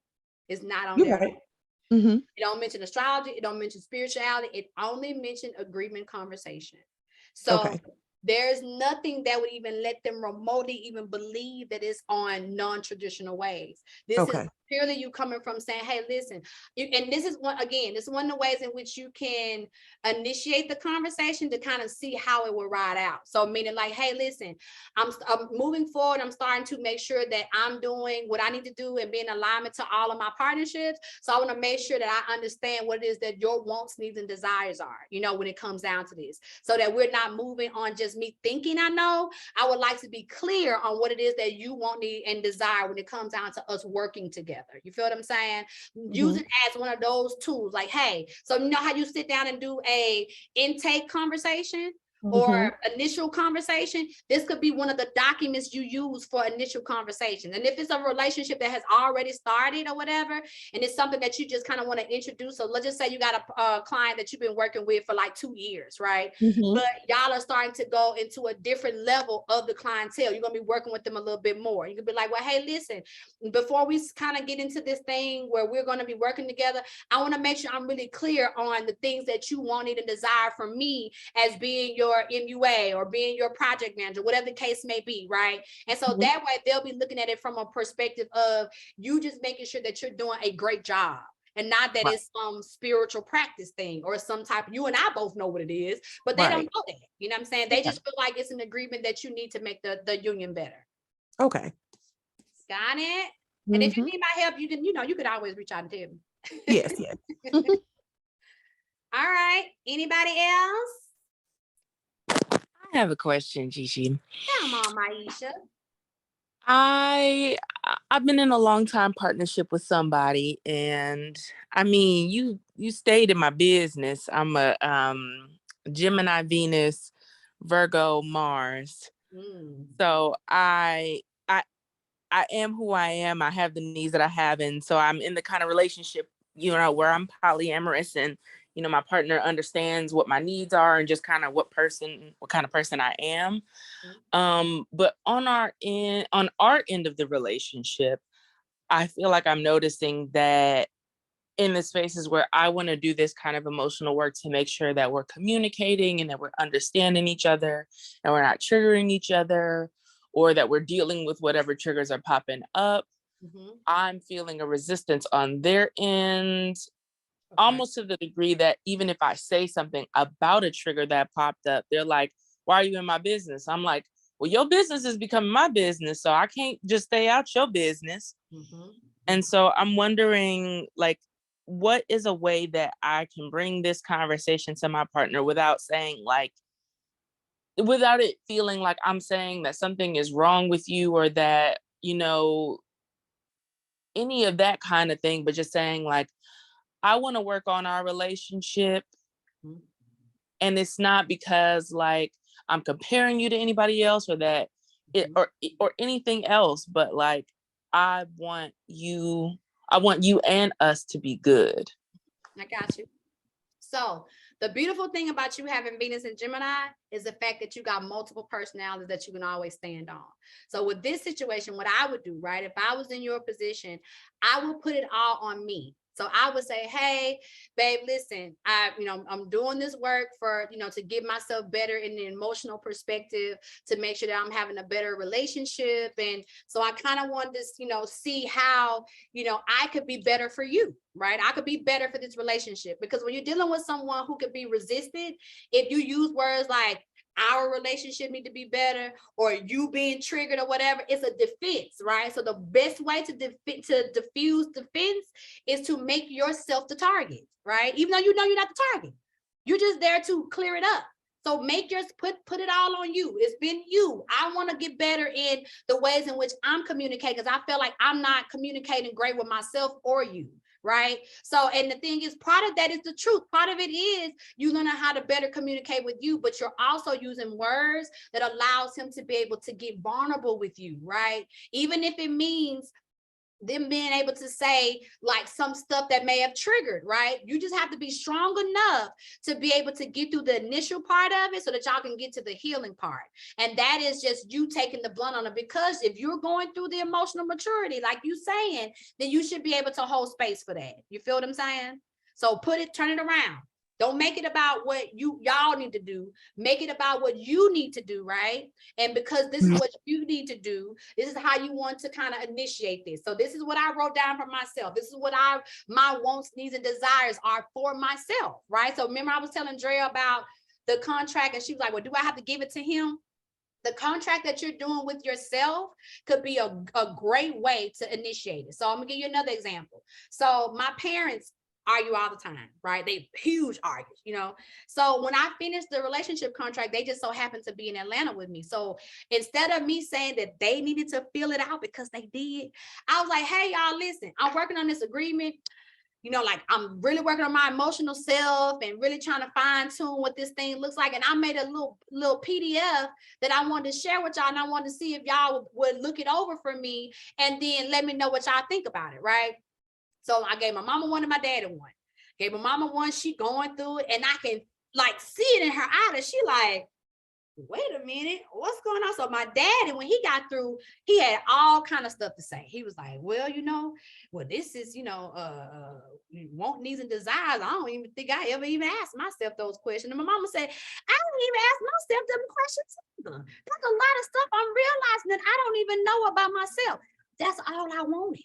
All I wanted was them to both recognize that they are the same people in the same space. That's why they argue all the time, right? But I couldn't tell them that. I couldn't say, y'all argue so much. Y'all need this doggone relationship agreement. I told them it was about me and what I needed. But I knew that wasn't the truth. The truth was I needed them to see something, and I blamed myself in order for them to be able to take an outside appearance to look at what needed to be done. So that's what I'm offering to you. Okay. Okay. Yeah. Anybody else? I love how y'all just stay with me. Like we'll be on here forever. And y'all just sit here like we all in the living room, just having a good old conversation. All right, who next? Nobody? Going once? Going twice? This has been helpful. You're welcome, Tabs. Going 3 times? All right. Well, we're going to close out. You're welcome. Thank you guys for being here. Of course, y'all will get y'all playback in the morning for y'all to go back through this and make sure you are doing your relationship agreements. Send them to me. I'm going to give y'all 1 week, 7 days. So your deadline to send your relationship agreements to me is next Sunday. The reason why is because the Sunday after that, we'll be having class again in the Scorpio dynamic. So we'll be done with the Libra season. So y'all got 2 weeks to fine tune what it is that you need as it relates to partnerships of all kinds, so that when we go into Scorpio season, then it's time for us to put the boundaries in place. Okay? Y'all got it? You're welcome. Kisses, kisses, kisses. I'll send y'all back. If y'all have any questions after that, you know, after you go back through things, maybe you didn't feel comfortable with doing in front of the group, that's fine. You can also send me the questions too, and then I'll answer them in the email, okay? I love y'all. Enjoy your full moon in Aries. Go get it.